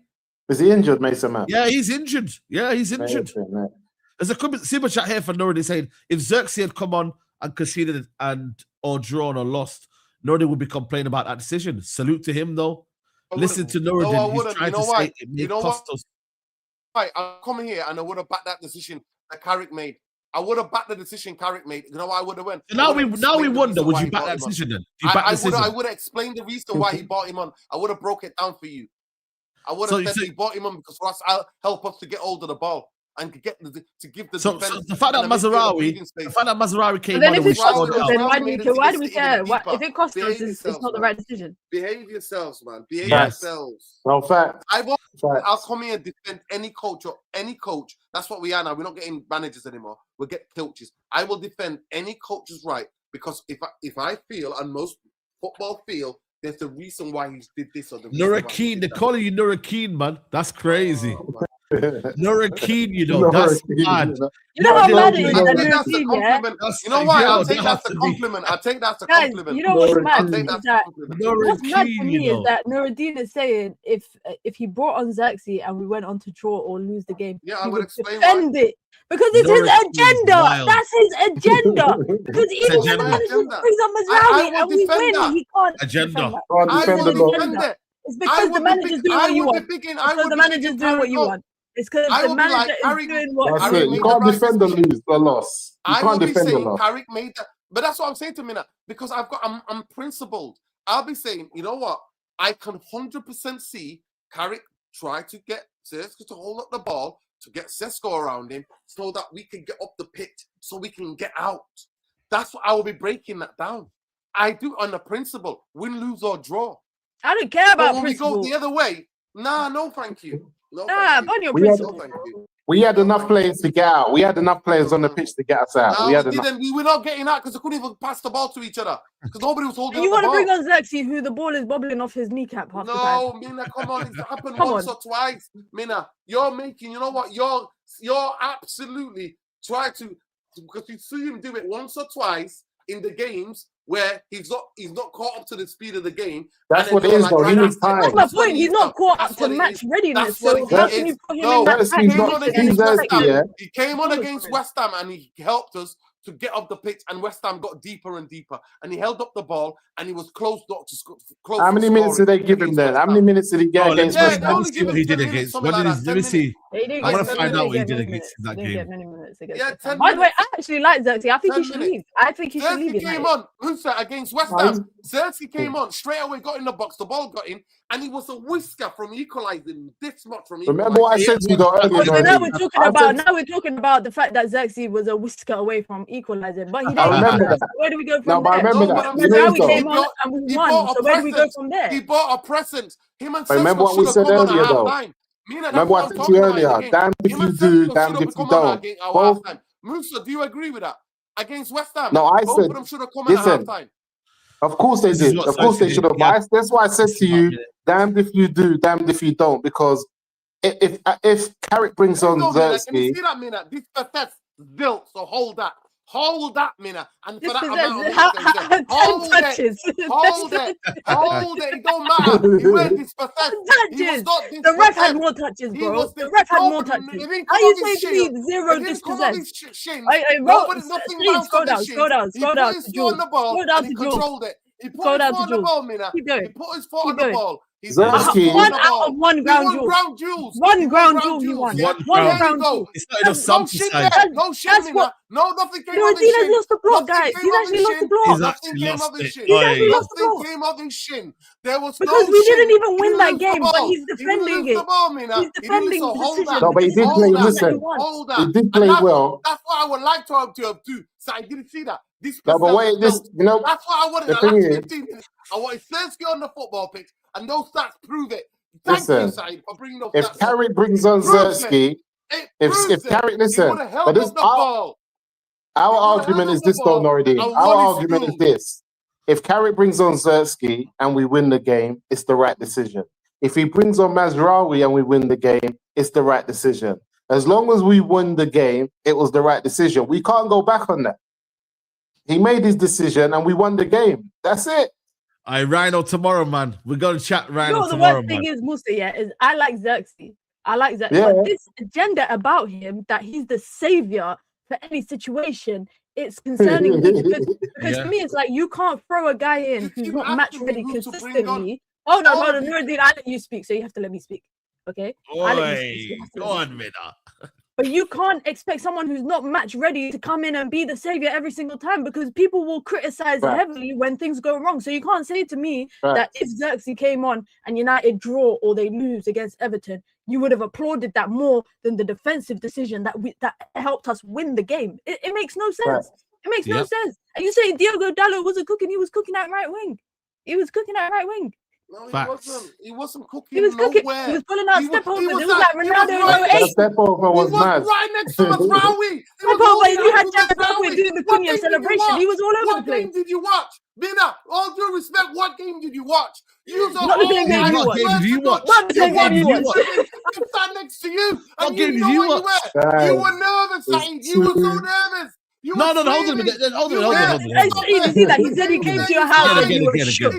He said he came to your house and you can't let this guy in your house again. You can't let him in. No. Lock the door from him. Here goes the lot. And Mazraoui were holding hands in the box. So don't tell me. The thing is, though, there's one thing, There's one thing saying, cool, I was nervous during the game. Yes, I was. But there's one thing you are making. What you're doing, though, you're overanalyzing. I mean, you're overanalyzing. Hold on a minute. I'm going to have to mute you. Nuradin. What you're doing, Nuradin, you're overanalyzing what could have gone wrong. That's what you're doing. Yeah. You are doing too much with the what could have gone wrong. It didn't happen. Yes, I get it. In hindsight, it's a wonderful thing. Get the heat map. Go and get the heat map. Get the heat map while we were 6 in the second half. Go and get the heat map where we were. Did he do anything, though? Name me one chance that he had. I'm just trying to explain to you. We had the better chances. We had the better chances. Pressure. You're conceding territory. That pressure is done. The game is done. You're doing with that shit tactics. It's shit tactics against the shit fucking team. Oh my God. The agenda is fully underway. The agenda is mad. It's crazy. It was horrendous. I think it's if, but so maybe I think for me. Can I just say, for the football that we watched under Ruben Amorim, the fact that people are saying this is horrendous. The fact that Nuradin is saying that game is horrendous. When we watched 12 months of Ruben Amorim, is mad. We conceded in the second half 9 or 10 corners. That is bullshit. That's their game. That's Everton's game. It wasn't in the second half. It was across the whole game. First half as well. The whole game. That's Everton's game. You complained about it. You said that's second half. How many corners we can say? I'm going to look it up in the second half. I'm going to tell you how much we conceded in the second half. I thought we started the second half. Tell me how many of those corners came from saves made from Le Mans. Most of the corners were the first half, I think. No, but also the corners didn't come as a result of shots. They were in the second half. But answer me this question though. How many of the corners? I don't know what Wi-Fi was in Uganda. In Uganda, they were getting the first half and the second half the other way around. That's what was happening. I just think 3 hours ahead of you. In Uganda, we could have a 3-0 performance here, and Nuradin will pick apart. Tell me, listen, Nuradin has lost it. He's actually lost it. Listen, I've done well on the stream today, so the Wi-Fi must be good. Yeah, I know. You got the Wi-Fi over UK, man. I'm telling you, stay there, bro. And you know what? I'm 3 hours ahead of you guys. You know, it's 2:40 in the morning. You guys are taking it. Wow, man. You know. My thing is that Nuradin, you're overanalyzing what Everton done. I swear down. At one point, yeah, cool. Were there nervous crosses coming in? But that was because of the fact that they were doing Royal Rumble in the box. But all in all, there was no like shots where Le Mans made where I was like, oh wow. That is an unbelievable chance. The only shot I can remember, like I said to you, is that Michael Keane one. You're saying about another shot that happened with a youngster. I don't remember that one. But I don't think at one point did Everton look like scoring. It was almost like this kind of pressure because we sat back a little bit, yes. But at the same time, that's why we bought on Mazraoui, just to shore everything up. So that when we did have a moment where we were Maguire done well, man. We were good. You know what I'm trying to say? So I think for you, Nuradin, what you're doing is you're worried about, but what if that was the Fulham game? It could have gone wrong. I hear it, but we got through it. 3 points. Everton, listen, Cole Palmer, Chelsea fans are saying, if Cole Palmer took that shot and scored, it would be game over. But it's not like that, Nuradin. You got to play for 90 minutes. And we did. For 90 minutes, we held on. We defended. Musa, you know by the way, can you talk about Maguire and Lenny Euro defending? Got an agenda. Musa, you know what I'm talking about. Relieving pressure. Sometimes you bring on players who can hold the ball. Give Maguire and Lenny Euro their credit as well. Has he once given Lenny Euro and Maguire their credit? I agree with that. That's what we need. I agree with that. Yeah, need Mazraoui coming. I agree, but I think both decisions are the same. I don't know. Both decisions are basically the same. Whether you bring on the defender or you bring up to show up the game so you don't lose, or you bring up. Yeah, it's just to manage the game. And if you win, then you made the right decision, which Carrick did. If Carrick was Sesko, Zetsky, I wouldn't have Maguire and Euro. Can you give credit? Big credit.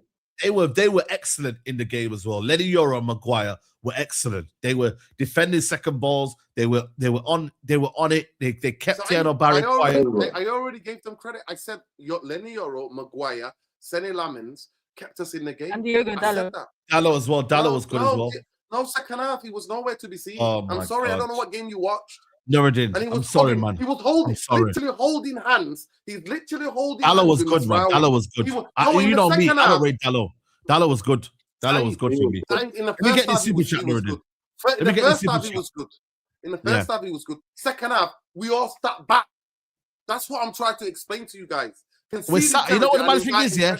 We sat back here and we're 10 games unbeaten. How about that? We sat back, Nuradin. These guys, it's not 10 games unbeaten because it's Michael Carrick. Nuradin, we are 10 games unbeaten. It's not 10 games unbeaten. 10 games unbeaten.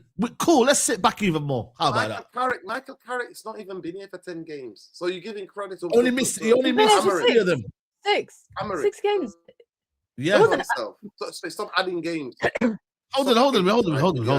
Fletcher had even in that argument in itself, can I just say in that argument in itself, then Carrick is still unbeaten. Yeah, he's unbeaten. He's unbeaten. Both of his times at United. If you put his last time, let me show you the results. Let me show you. And you know what's maddest thing is? If Carrick was here, he'd win Leeds and he'd beat Wolves. How about that, Nuradin? How about that? Yeah, he beat them. So we'll give Amorim that 1-0. The 2 after that, he beats them. You know what? He beats Burnley as well. And we go on a mad run. How about that? Yeah. So where would we be? Where would Man United be had we appointed Carrick a bit earlier? Probably better. So Man United for your information, Manchester United conceded 9 corners in the second half. And that tells you everything you need to know. We conceded 9. You want to bring that up for you? You want to bring that up for you? How many throughout the whole game? Can I ask you a question? Is this impressive though? Nuradin, can I ask you a question though? Is this actually impressive though? When you deep it though, look at this. Right, Musa, City. We conceded. We conceded 10 he corners. doesn't want to hear it. Throughout. Nuradin, can you hear the praise? Can you actually hear the praise? Listen. Musa asked me a question. Musa, we conceded 10 corners. We conceded 1 corner in the first half, right? Contrary to what you said, and we conceded 9. You know what that tells you? In the second half, we were defending in our own area. And I don't care what any of you say, that Mazraoui substitution was woeful. Okay, we've gone past that, Nuradin. We've gone past that. My question to you, hold on a minute. My question to you, hold on. Answer my question. We were so deep. No, hold on. So deep. In fact, hold on. Is this impressive? Nuradin, is this impressive? Before you get to that, I have to ask Nuradin. Nuradin, how many of those chances or those corners conceded came from genuine saves that Le Mans made, clear-cut chances that Everton were creating, and blocks? Because I remember quite a few shots that they were just walloping from the edge of the box. It just gone Gaya. Someone puts a foot out, goes out for a corner. How many of those actually came from clear-cut chances that Everton created? Listen, Mina. Or that doesn't matter. That doesn't matter, right? It doesn't matter. No, Mina. Listen to me, Mina. What that stat tells me, if you want to give it a context, that Manchester United were camped inside their box, and the other team was taking shots. We were camped. We were so low. What's the position then? Let me just say this, right? Against Arsenal and against City, we actually, if you look at the what we did in those games, we were not. When we needed to defend deep, we defended deep. We actually defended more of the mid block, and we were fighting for the second balls and actually been competing against Man City and Arsenal than we did last night. And Arsenal and Man City are way better than fucking Everton. And we did that. What we did last night was embarrassing. But you guys want to sit here and gaslight the United fans, Forget that, Nuradin. And gaslight all of it to go because we won.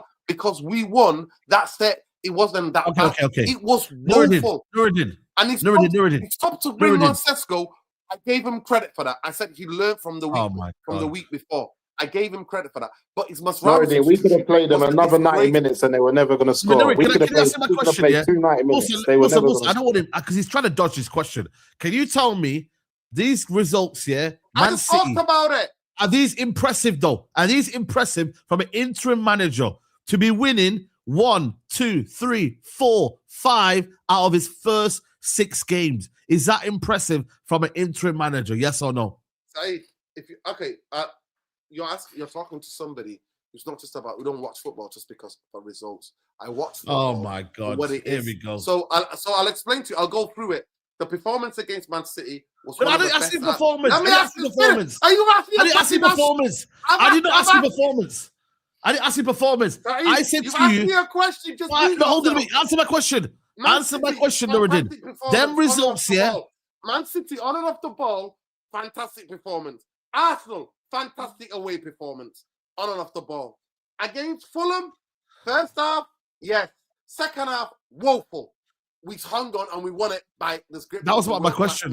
By a world-class moment. Against Spurs, when it was 11 against 11 in that first half an hour, we were on the edge. It was the even game, but we were opening them up. Against West Ham, dreadful. Absolutely dreadful. And we got, luckily, some guy who's got big feet throw a leg at it and he scored to get the 1-1. Last night second half was a disgrace. That's what I've got. Having said that, and I know I will always call it out with me. I get you. I get you gonna call it out. You would always get the principle. I hear it. I will always call it out. What I see is what I will tell you, and that's what I'm going to. But you want me to lie to myself? No, I'm lying. And come out. I'm how is 5 wins? No, he's not Nuradin. Oh, but we won. Listen, Nuradin. If you're singling out games to say that we were a disgrace, we were a disgrace. Cool, we were a disgrace. And every game, yeah, cool. That's not an issue. But what the bigger picture we're looking at is that Arsenal have had loads of games this season where they've been a disgrace on an individual performance. About the worst and they're going to win the league. The Premier League that could win the Premier League title. Arsenal are going to go down as the worst Premier League. They're going to go down as champions. They will go down as the worst. Would you take that? Would you take that? Though? Would you take that? They will go down. No, I wouldn't. I would never win a league like the way they're That's cap. That's cap. That's cap. Wow, you've lost me that you want to win a league like the way Arsenal are winning it. Mate, I want to win the league. I want to win the league. Yes, I want to win the league. I'll be happy if we won the league on 50 points. I'll be happy. You've lost the plot. You've lost the plot. Let me say this. You've absolutely lost the plot. You've lost the plot. Let me say this. Let me finish the point. You've lost the plot. You've lost the plot. Let me finish the point. I could take if a team in a cup competition where the 7 or 8 games gets to a final and doesn't have his best game in a final but wins it. I'll take that all day. Going to win a league, playing the way Arsenal played, in one of the worst Premier League seasons I have ever witnessed. And I've witnessed more Premier Leagues than any of you have, right? Because I've been here since the beginning. But the question was, they will go down. Let me finish. You're shaming us for being young. They will go down as the worst Premier League. Then they go down as champions.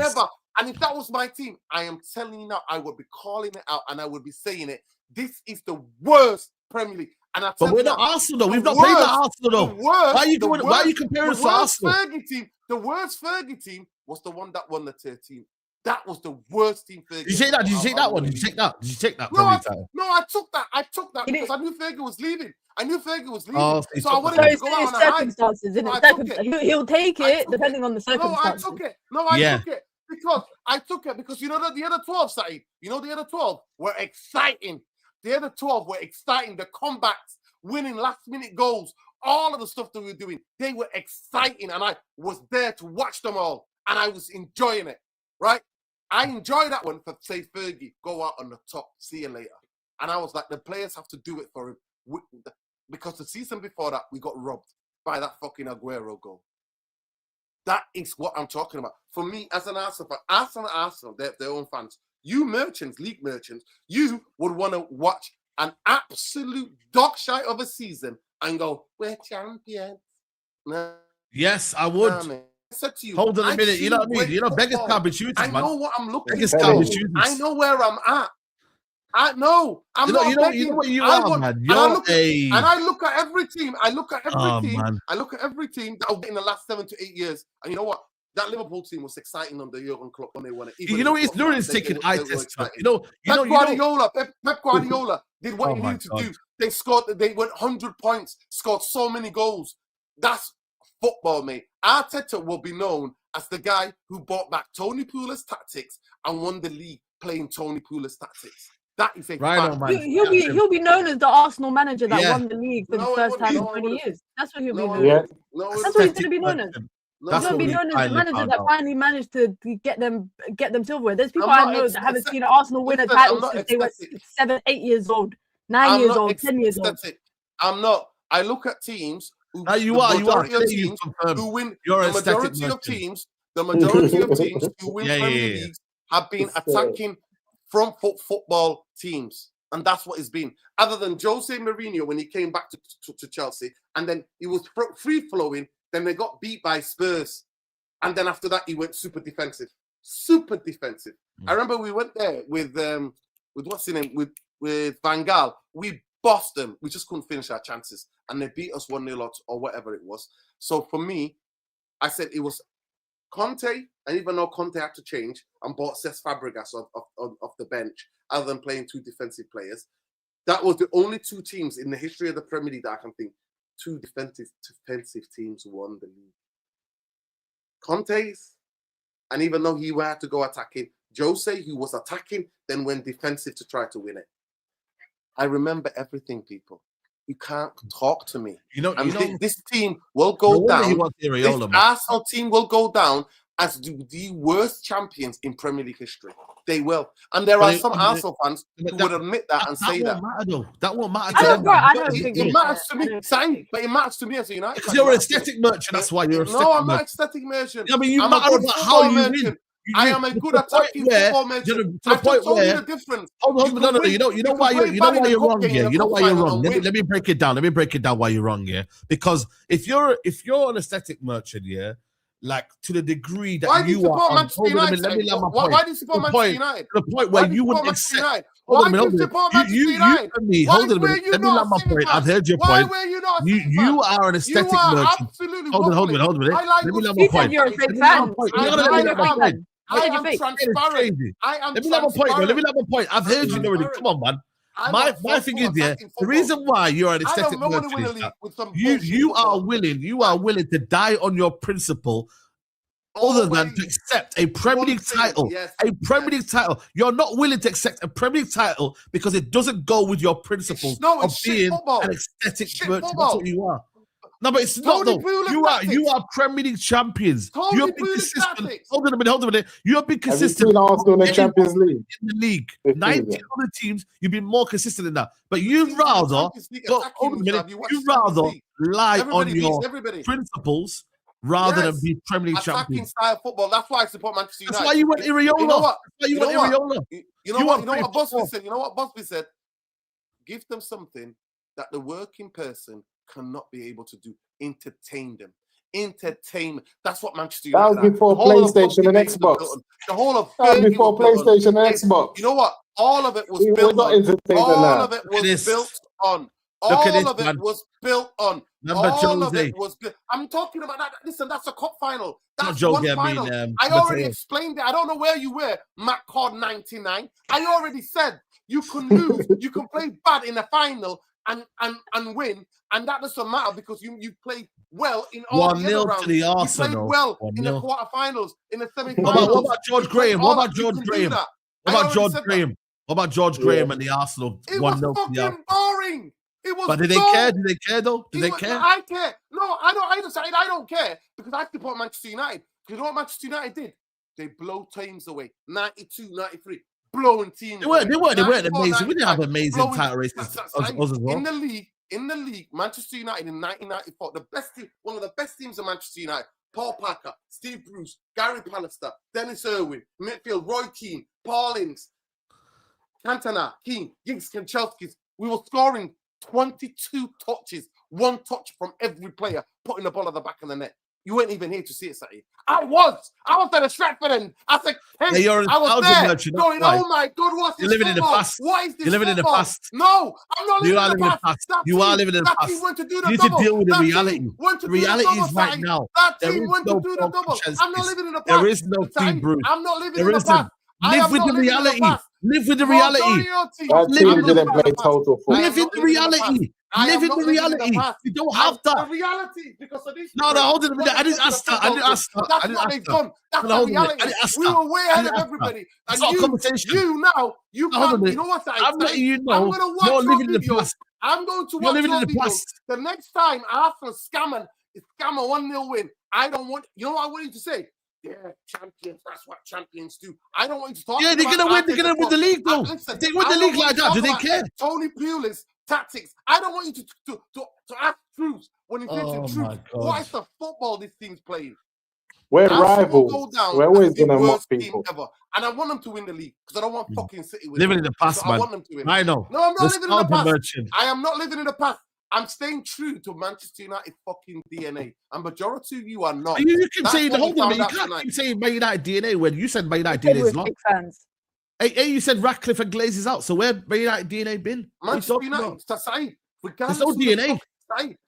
Manchester United DNA is attacking football, front foot football. It's not being. But hold on, you can't say United out and Ratcliffe out, but then say the United DNA. Manchester United, whether it was the Glazers taking away that DNA. How many games did we watch under 30 when we can't win? DNA away. Haven't the Glazers? I'm asking the question directly. But from football, Who owned Manchester United? Who owned Manchester United? Have the Glazers. Manchester United, front foot football. Hold on. You can't say, I get it. But you keep saying Glazers and Rashford out. Why are you How can we You don't even know the club you support. You have no clue about the club you support. You have no clue about the club you support. You have no clue. You can't say, yeah. What are you supporting? You want to win the league like Arsenal. What are we talking about? You want to win the league like Arsenal. Hold on a minute. At one point, we can't say Glazers out here. Hold on a minute. I am Glazers out.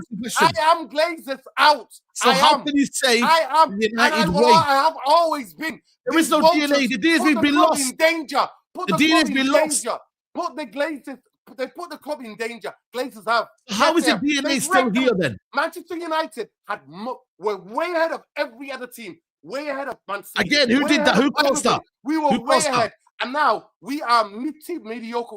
Who did that? Who did that? These clowns. So how are you searching? I mean, how are you searching for United DNA when it's been lost? How are you demanding the standard, Saeed? You know why? I'm all just to keep the standards. Fergie rates the Glazers, man. Fergie rates them. Forget all that. I get all the standards. No, but you can't say to me. What are we doing here? What language are you talking? What language are you talking? I'm speaking your language, bro. What is Manchester United DNA? What is Manchester United? I know what my United's DNA is. The DNA. Hold on. The DNA. You cannot tell me. You cannot point. Yeah. You cannot point behind Michael Carrick. What do they shout in the stadium? What do they shout in the stadium? What do they shout in the stadium? He's speaking. Michael Carrick. He's walking contradiction. Nuradin, you are a walking contradiction. Attack. You're contradicting yourself. What do they shout in the stadium? You're contradicting yourself, though. You're contradicting the stadium. No, you're contradicting yourself. You are the biggest contradictor. You're waffling right now. Manchester United football is attacking from football. I agree. It's what we've seen from Carrick. It's what we've seen from Carrick. It's what we're talking about then. But we've seen that from Carrick. You're the ones who are bringing Arsenal into it. I'm telling you. Because we said we would. But you're acting. It's front foot football. But you're acting like Arsenal have not won games in attacking style in an attacking manner this season. A couple of seasons ago, they were entertaining. When they first challenged for the league title, they were incredible. They were. Towards the last, since the past 4 months, their football stinks. It's crap. And you know that, and everybody knows it. All of a sudden, but if they win the league, I'm telling you, they win the league. They will be one of the worst teams to win the league.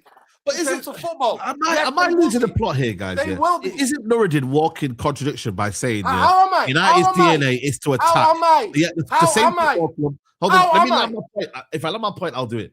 But then the same DNA that has been destroyed by the Glazers and Ineos, but you're expecting that DNA to still continue. There has to be a level of realism. There has to be a level of realism. There has to be a level of understanding that Carrick is unable to do that with the surroundings that he's got. He came in halfway through the season. He hasn't had a January transfer window. Your expectations for me are too high. You're too high, Nuradin.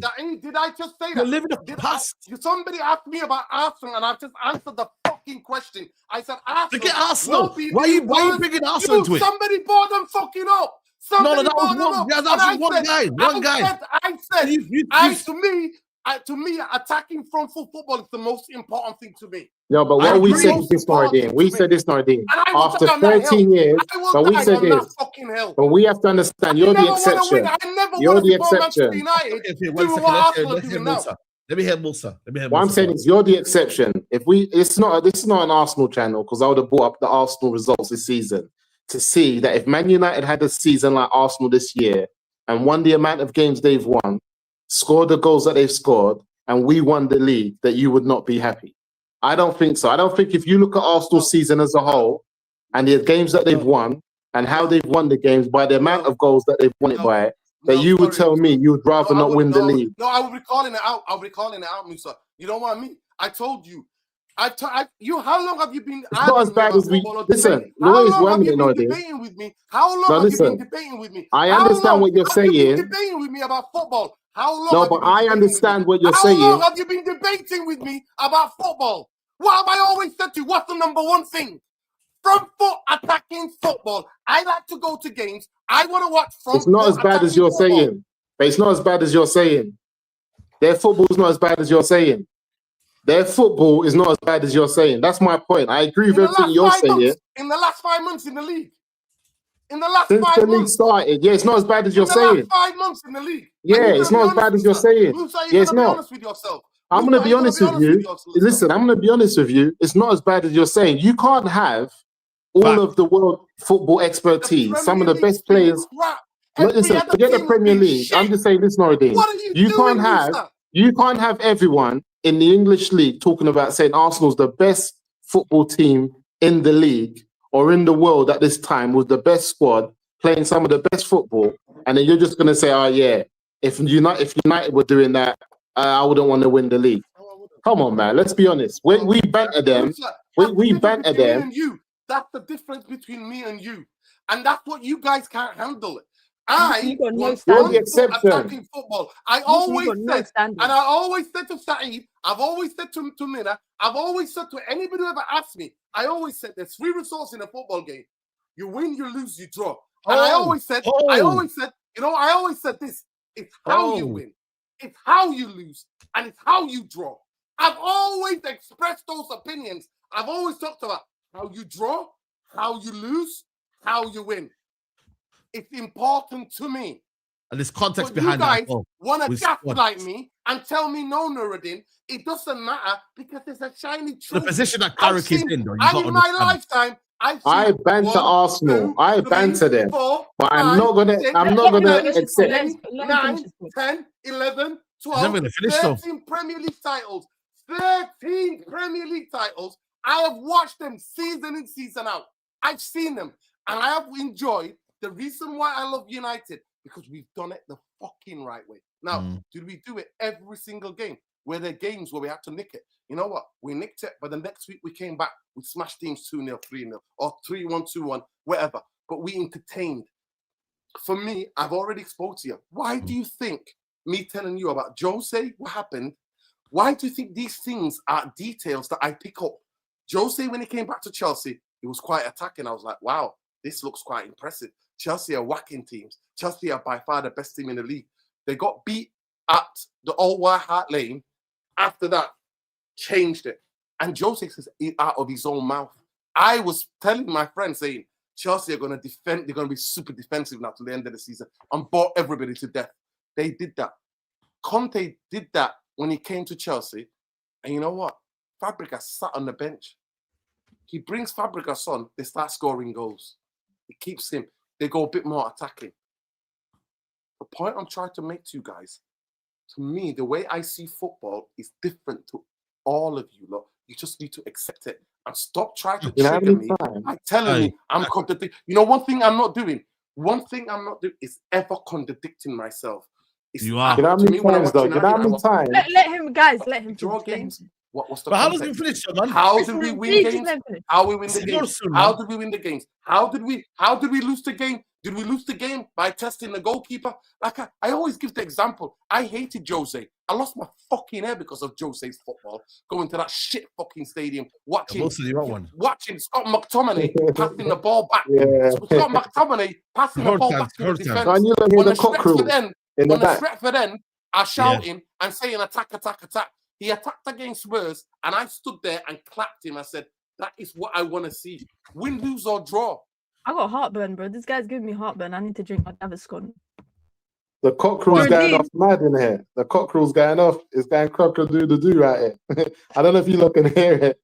The cockerel's going off. But what I'm saying is, like I said, I'm not going to go into their results.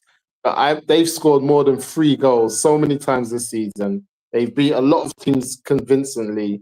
Man United are in no position to, put their noses up at Arsenal and say that if that was us, we wouldn't want to win the league.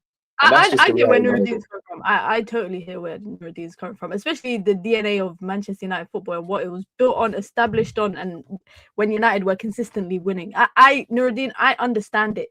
But for where United are right now, for me, it's like you have to give credit where credit's due. For example, the conversation of how Arsenal, forget Arsenal and their league dreams, yeah. But you're saying that it's a boring kind of Tony Pulis kind of football. But we played a low block against them and got a result.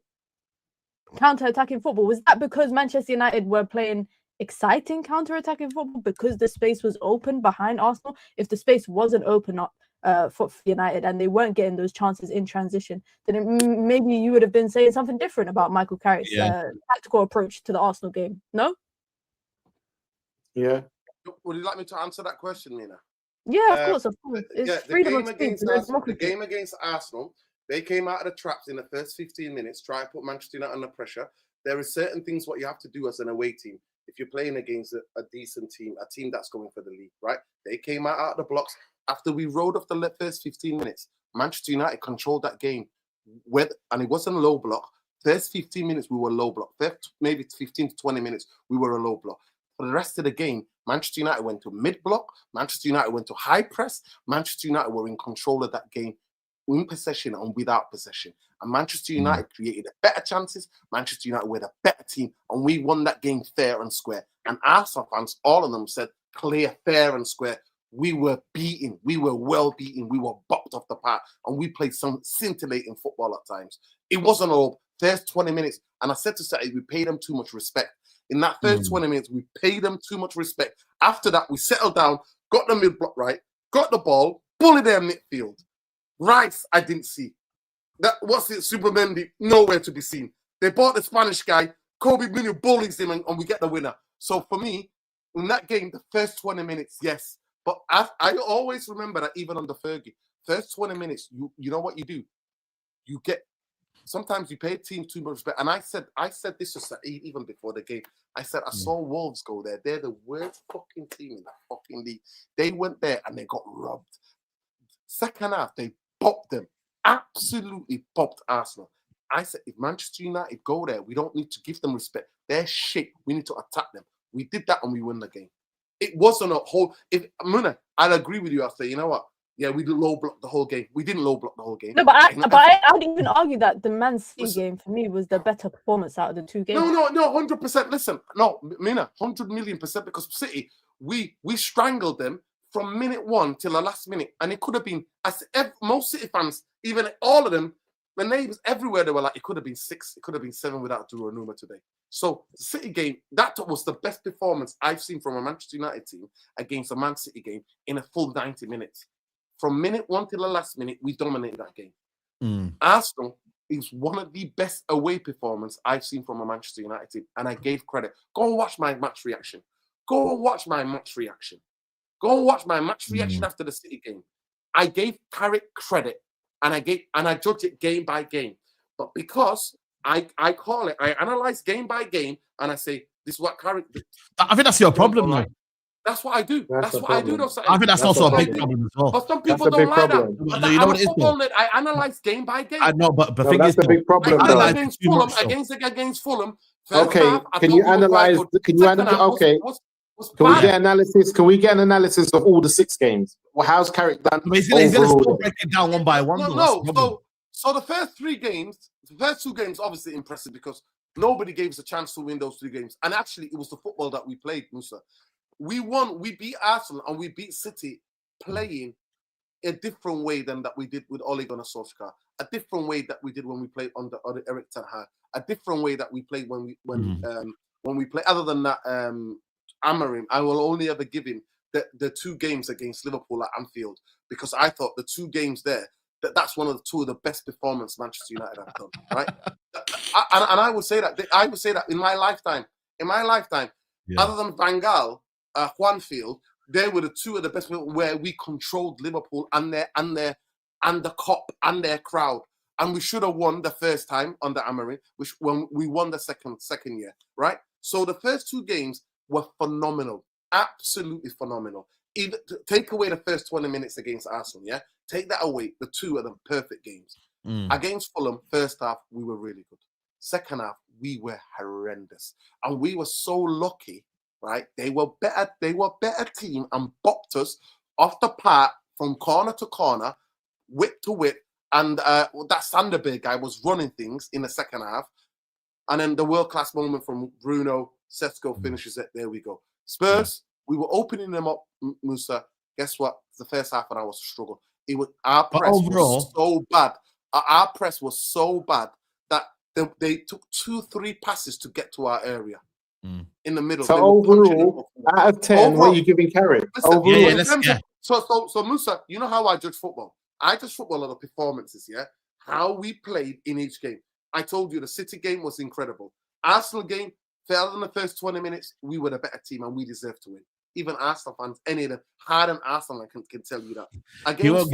Against Fulham, first half we were fantastic. Second half, and it took a brilliant piece of magic from Bruno. What are you giving out of 10? Let me finish. He asked me a question. I'm going to finish.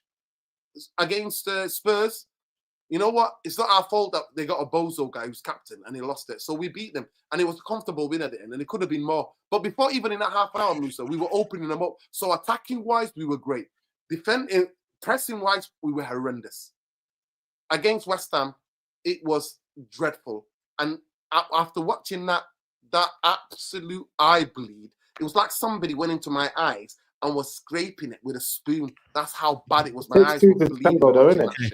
And you know what he did? You know what he did, Musa? You know what he did, Musa? He came back and he didn't change it till the 70th minute. So in that, if you give him a score, so every game I gave him a score. So out of 10 for Carrick against City. No, we're doing overall. Count the points. I'm giving you the points. So against Arsenal, against City, 9. Against Arsenal, the first 20 minutes, I would say 7. 7, yeah? 7. 7? Yeah, 7. Yeah, 7. 7 because the first, you know what? I'll be generous. I'll go 8 because the way we played, other than the first 20 minutes. Against Fulham, in terms of Carrick and his game plan, I give it a 5 out of 10. After we bossed the first half, it's a game of 2 halves. But the second half, they bossed it. Second half, they bossed it, Musa. That's what my eyes saw. Me, right? City was a 10. Yeah. Against Spurs, I would give about 7. Let's say 7 because we were opening up defensively. We were dodgy. The press was non-existent, but we won the game. And actually, we were creating chances before even that bozo got sent off. We were creating chances, right? We were opening them up, and people were having shot, and our attacking play was really good. So I'll give that a 7. Against West Ham, he gets a fucking 3. This fucking grace, right? That was his worst game. And then the second half last night, he gets a 2. That was a disgrace. So you count it up. But that's what I'm saying. You can't do that, though. That's 34 out of 60. Yeah. That's 35. That's mad. That's what if I was to give you overall, it's important to me, Musa, regardless who the coach is, it's important to me how you know by him not giving an overall rating, he's basically not willing to give credit. That's I'm giving him credit. No, you're not. You're doing it down the back. You're doing it the other way. I heard how you want him. But you can't do that though. But my thing is Nuradin. My thing is this, Nuradin. What we're asking is this: you've employed Carrick as an interim manager. You walk in after 6 games. Are you happy with him or you not? He's done a good job. All right, cool. He's done a good job. There we go. On the whole, he's done an average job. 5 out of 10. He's done an average job compared to the others. That's average. A good job is 7 out of 10. In terms of judging it game by game, he's done an average job. Yes, he has. He's not done an average job. Let me say 1 minute. Let me say one thing. It will be so hard for you, Nuradin, to find a manager who comes into a team and does as well as Carrick has done in his first 6 games. Musa, but what you're forgetting is that even if I would get a coach and they, for me, in my humble opinion, go for games, try to win it the right way, I will always come on here and defend them and praise them. But let me give you an example. If Carrick does the right thing, Nuradin, if Carrick does the right thing and we lose a game, I don't know, 3-1, can't come out and start giving him 7 and 8s. Say, you've done the right thing and we lost 3-1. You gave him a 2 out of 10 for a game that we won and a 2 out of 10. I'm telling you. A 3 out of 10 for a game that we drew. The second half performance was horrendous. The first half against West Ham, we came up against a low block. So I've got to put that into context, Mina. And against Everton didn't sit. We were the one who went into low block. It wasn't Everton. Everton went for it. Both games were away games as well. That's why I'm giving him against West Ham, because West Ham, it was hard, Mina, to open them up because they sat in a super defensive way. Nuno Espirito Santos, he's done it against multiple managers and multiple players against Manchester United. But for him not to change it was the biggest disgrace. For me, in-game management, any coach is the biggest thing ever. In-game management is the biggest thing I look for in coaches. And if I feel he was coming off a 4-game winning streak, you went for the games and you lost. Go and watch my match reaction after Spurs beat us at Old Trafford 3-0. I came out and praised Jose, and everybody looked at me and was like, "What are you talking about?" I'm like, "We attacked today. If we had a better striker other than Lukaku, we would have won that game. We would have scored. We would have been. We could have been 3-2 to Manchester United if we had people who can finish it. We attacked. We bopped Spurs from one corner to the other. For me, how you win, how you lose, how you draw is important to me. And if you don't understand that, then I don't know what is. That's not negative. That is. Yeah, let's bring on Palace. Let's bring on Palace. Yeah, let's. Let me get this super chat in before we wrap up here. Listen to Nora. He's trying to say it may cost us. Big up Just Waffle says, for any manager, a Monday night away at Everton is a difficult fixture with an interim and short squad. You're arguing for perfectionism is imperfect conditions. Taking out an umbrella and hoping it rains. Nuradin has 2 coaching certificates. He knows better. Amrin, take off Nuradin's mask, please. Nuradin dropped stinker in the first show in Ramadan. The fans decided the DNA is lost. That's fair play to Nuradin's backing you there. Did Nuradin call out 2013 season RVP carried us? He did, to be fair. Football purists agree with Nuradin. The rest just want to gloat to rivals about titles. Come on, man. Come on, mate. Somebody understands. Football that's that Robin Van Persie season, and you always said it. You never wanted us to be a team that played through just one person. And that season is what we did. We did, yeah. And that was my problem. And that's one of the biggest things of the Fergie's genius. If you looked at that squad that won that season, those players, as soon as Fergie left, just fell apart. But for that, because everybody knew Fergie was leaving, it was his final goodbye. Everybody knew. It was like, okay, see you later. I want him to go out on a high for all the entertainment he's given me. So I forgave him for that one. But the next 12 league titles, I saw Manchester United play some football. And by the way, there were games where United ball teams in all those times in the leagues. We got beat 6-3, I think it was, by Southampton. We got beat 5-0 at the Bridge. We got beat, was it 5-1 or 6-2 at Newcastle? And I still love the approach play. I still defended Fergie on my corner. I was still arguing, man, saying United. I don't think you can get away with that though in modern times. You can't justify a result. No, you can't. Unfortunately, but listen, people justified it. People justified because you know what? Manchester United would go, Saeed, unbeaten run for the next 10 to 8 games. But again, that's not realistic. That's not realistic. No, Saeed. No, that's what champions do. Man City have done it. How many times? Next season, what are they going to do it? Man City, before this team, now he's trying to rebuild this 4th team or 3rd team. Before that, Man City would lose 1 or 2 games and they went 17 games unbeaten. How many times did they win the league by doing that? 20 games unbeaten or 20 games in a row. They won. Let's say that's what champions do. You take the 1 or 2 losses and you go on entertainment. And to me, as a United fan, I swear to God, if you said to me, that's what Carrick's doing. Win the way Arsenal played. Win a one-off game in terms of a cup in a final. The way Arsenal played, right? You know what? Or win the league the way Arsenal played in the last 5 months. He's basically giving us a sample for next season. When Iriola plays fancy football, we get beat 5-0. But you know what? We play pretty football, guys. That's what I'm saying. Look at him. I even said to you that Iriola was a manager that I wanted. I said that on the Straightjacket a couple of months ago. I like the idea of Iriola, but I know you would like it. Bigger. I like Iriola. Don't get me wrong, but going from Bournemouth to United is a big jump. Front foot. And then get beat 5-0. He wants to get beat. He wants Man United, playing 2-man midfield. By the way, that's what Iriola does. No, I don't. I actually want 3. You know, he wants to get me 5-0 and be like, you know what, man? Already said he's ready for us to get. He said he's ready for us to get relegated. He's that guy where you're all in your friend's car, you have an argument, and already said we all get out now. I'm like, he said, I'm getting out. I'm not getting out. He's the guy he's just like, I'm going to crash the car. I'm going to crash the car. So he said, I'm going to crash the car. That's it. And I'm like, who said I'm involved? I'm not involved. If I'm going, we all going, man. Yeah, I have a quick question. I don't want to set Nuradin off, but if Carrick gets United top 4 with the squad that he has at his disposal right now, yeah, or even top 3, yeah, and you have Iriola and Carrick, doesn't Carrick hold as much weight for the job as Iriola would? He does. Mina, same thing I told Saeed, and I told him privately, and I told him on stream. The reason why, for me, this ex-legend thing needs to stop is that we saw that used against us with Ole Gunnar Solskjaer. I don't want any man. Saeed, please, nobody asked you anything. I just named you because I'm letting you know, though. Right. I say this again, Mina. I don't want any manipulation tactics. If Carrick, for me, in the last, how many games? We've got 11 games left. Yeah. If Carrick win, lose, or draw, coaches in a way that I think is the Manchester United. His in-game management is right. Manchester United DNA is right. So 2 things he already done, Mina. So I graded him on 4 things, yeah? The next Manchester United coach, 4 things.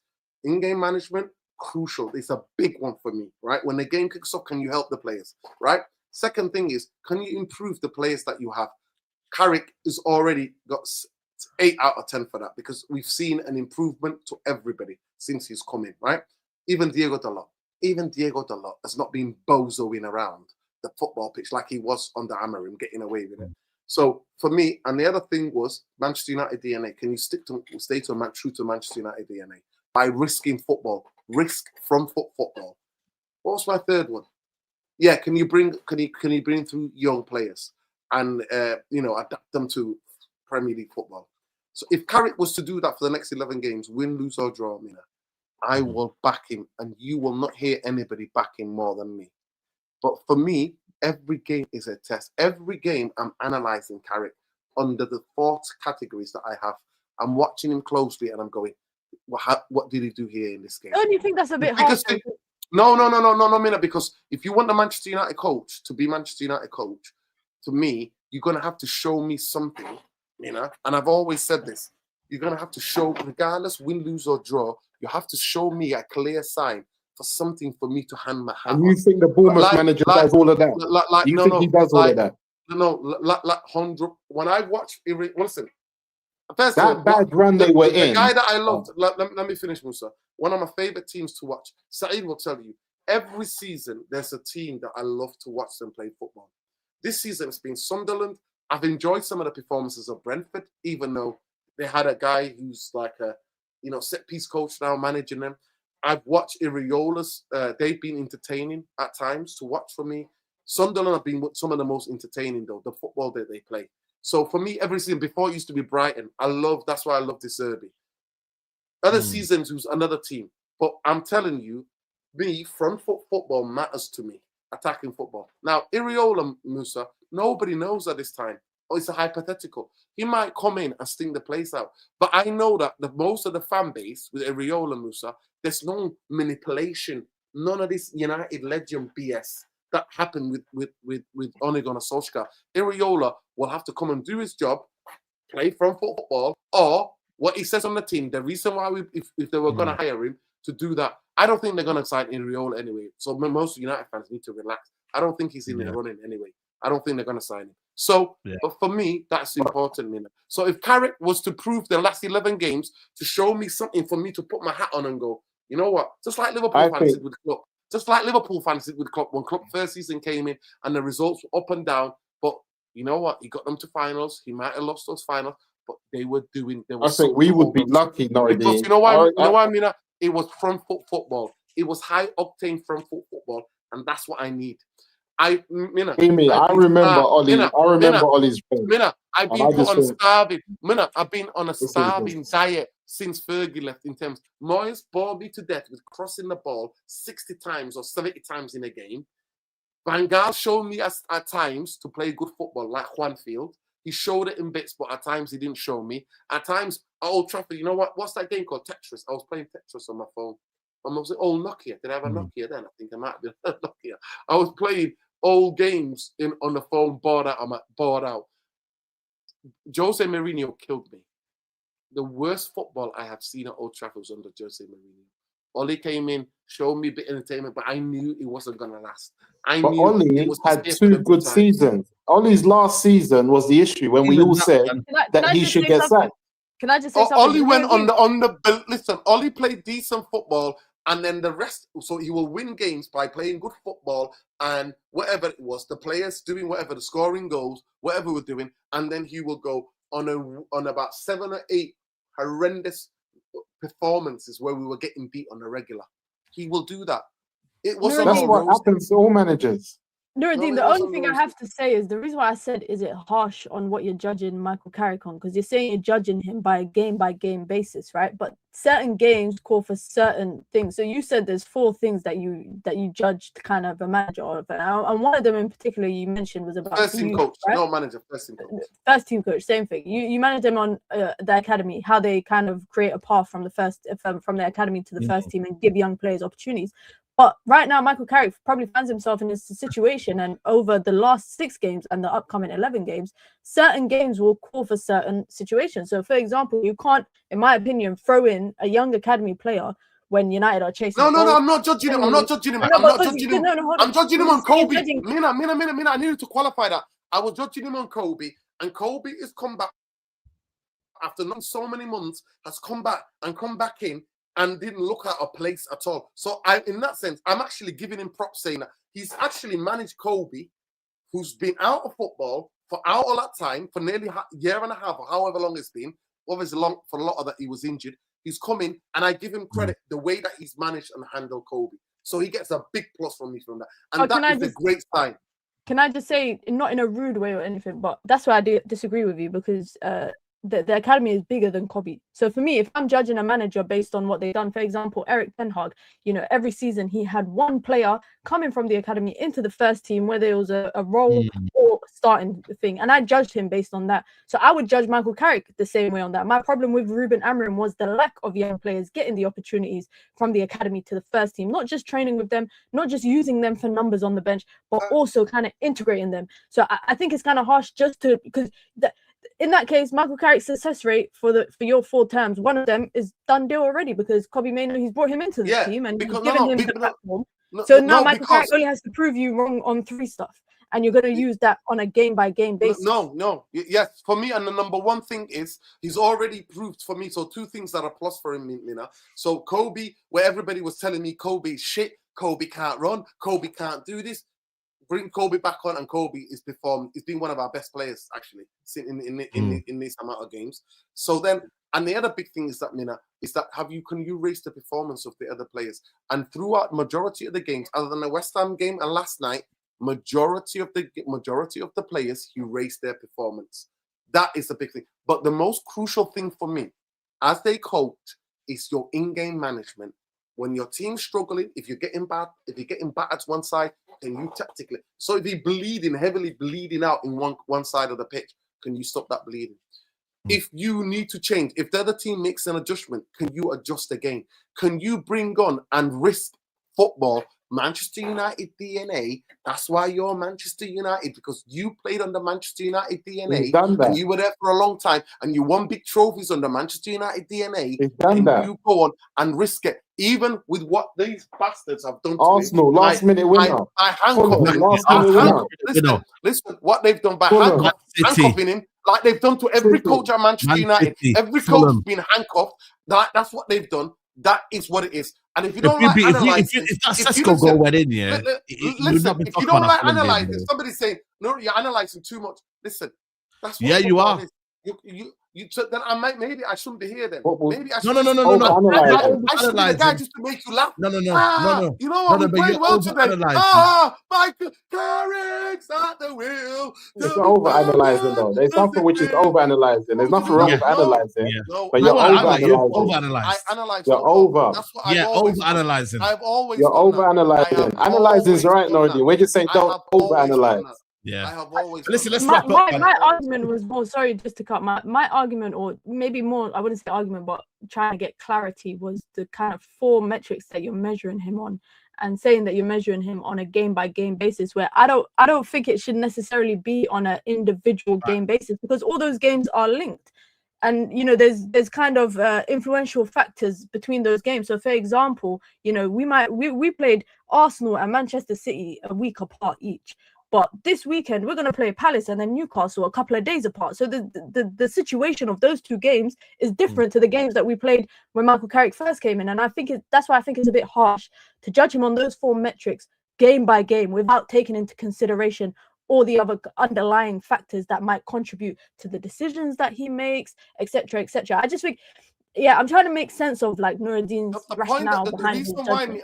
The reason why I'm judging him game by game, because I don't know where Saeed is, but in the way that I am, whether I'm in the stadium, whether I'm outside the stadium, whether I'm here, whether I'm cycling around Manchester, majority of Manchester United fans are telling me, what do we want other than Carrick knows Manchester United DNA. Carrick knows the way we play. Carrick is being here. Carrick's record. Listen, Carrick deserves the opportunity. If we give a bum like Amarim like opportunity, why can't we give Carrick the opportunity? So, Mina, in my head, I've gone, well, what I'm going to do is honestly judge the coach. So you're using it against him then? You've created an agenda to use it against him. Saeed, I analyze games. Saeed, you know that, Saeed. I agree with you. I'm saying it though. It's not fair. He's not fair on Carrick. You're not being fair on Carrick. I've sat next to you and I've said, United are getting murdered here. Why is Amorim not stopping the bleeding here? Why is why the players on the football pitch not understanding what's happening here? Why we not? I analyze games. That's what I've always done. I analyze games. If you don't like that opinion, then I'll just turn into a bozo YouTube guy. No, nobody said that. Oh, the manager's done great. What a goal. Great, that was fantastic. I analyze football games. I analyze what we do off the ball. Okay. I analyze what we do on the ball. I analyze how we fight. I analyze those things. All right. And by the way, fighting on a football pitch is also Manchester United DNA. Being aggressive is on Manchester United DNA. Let's see what happens in Palace. Low block or mid block, that's Manchester United DNA. It's always been. We'll continue this conversation. I don't know how this got to 2.5 hours. Let Multi get some rest, man. Everything you see on an hour. I'm up now. Is he up now? Yeah. Okay. Cool. But listen, people, we need to talk about Musa's charity. Musa, let them know about the charity that you are running right now in Uganda, and let me know if you can give me the link as well. Let me try. I'll send you the link. What we're doing feeding projects in Ramadan. We got one tomorrow. You get it right. We're going to 2 orphanages tomorrow to do some feeding projects, and then we're gonna go to near the border of Sudan, I think on Friday, to do another feeding project. That's gonna be like more families, trying to give them enough food for the month. And that's it really. We're just trying to do as much feeding projects that we can in a month, but we're gonna try and go rural. So it's a long drive up north. So as everyone knows what's going on in Sudan, it's tough times, but we do what we can do. But yeah, man, we're here, man. We're just trying to make things happen. Stay positive. I'll send you the links. You can put them in, and if anyone wants to donate. Yeah, the link is. Towards the food packs, and you're going to deliver food to Sudan in the border.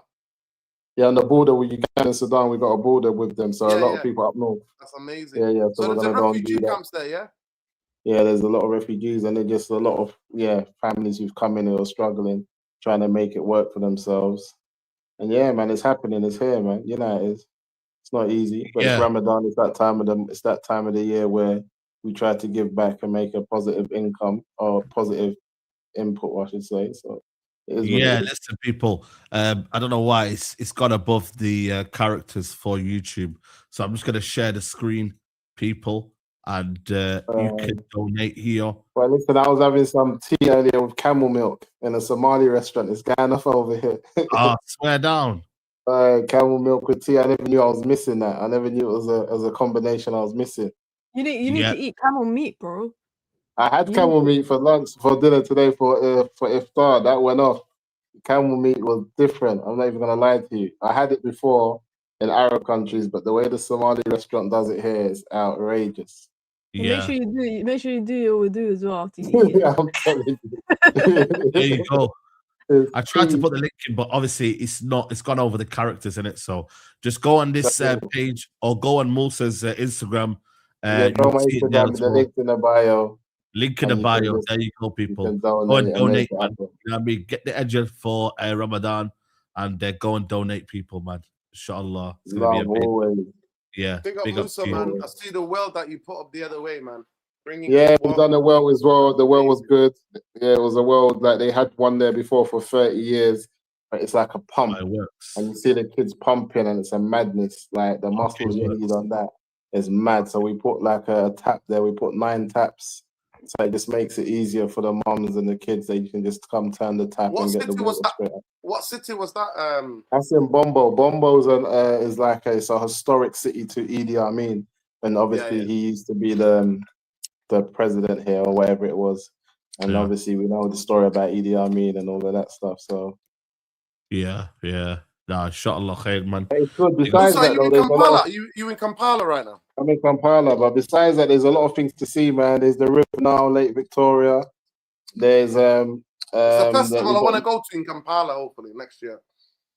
There's a festival. AFCON's going to be there, innit? AFCON's in Uganda. AFCON's there next year. I'll be here. Yeah, I'm there. AFCON's in Kenya, Tanzania, and Uganda. And they're getting the roads ready. I saw a couple stadiums that have gone up.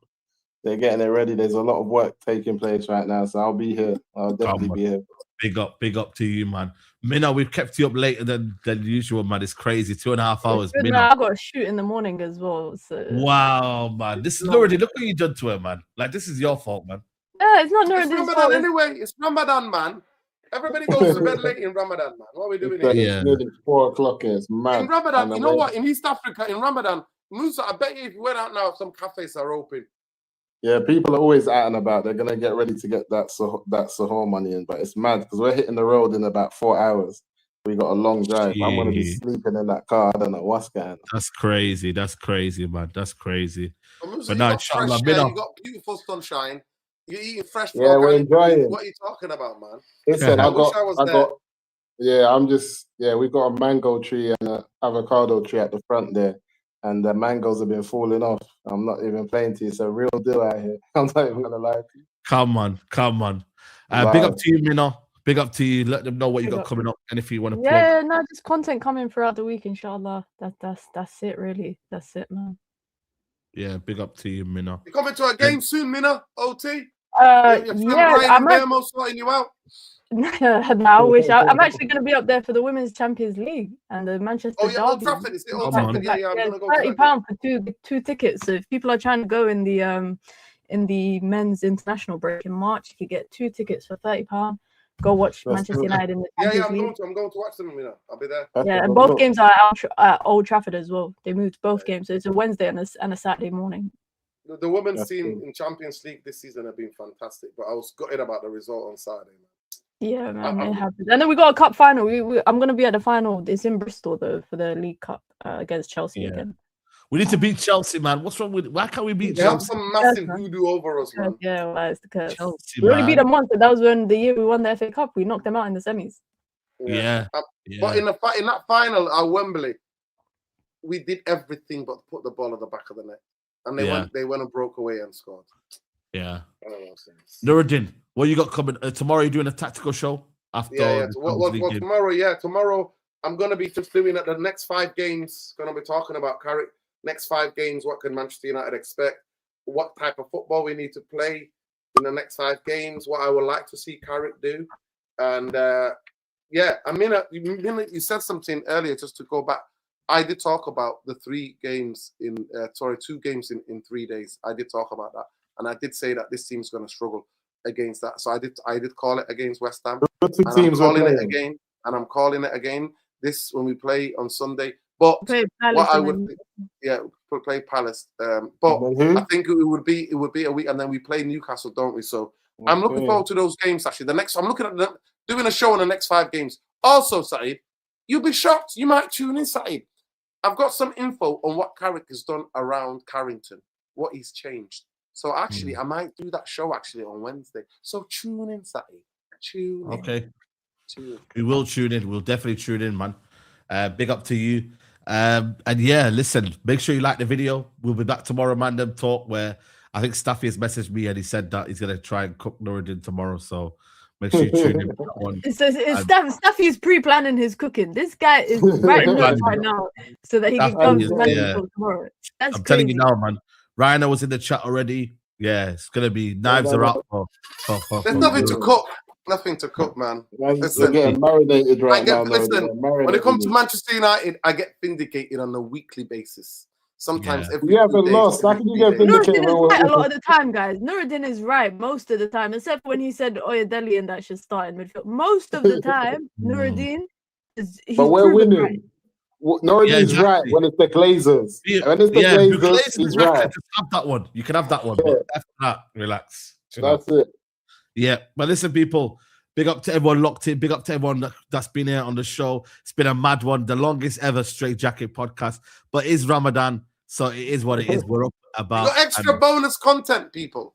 I don't know if the likes are matching it, but listen. Yeah, well, it's a shame on them, isn't it? Yeah. And shout out to all my what's my new name? I am Nuradin. Shout out all the Nuradins out there. Shout out to all the aesthetic merchants out there, meaning Manchester United DNA and Manchester United football. That's what Manchester United are based on. So he's the new Grizz. Yeah, you're like Grizz Khan. No, I'm not nothing like Grizz. I've seen some of his takes, mate. Are you kidding me? Grizz, man, he's coming after you as well. But listen, people, we are out. Take care, guys. Bye-bye. Peace.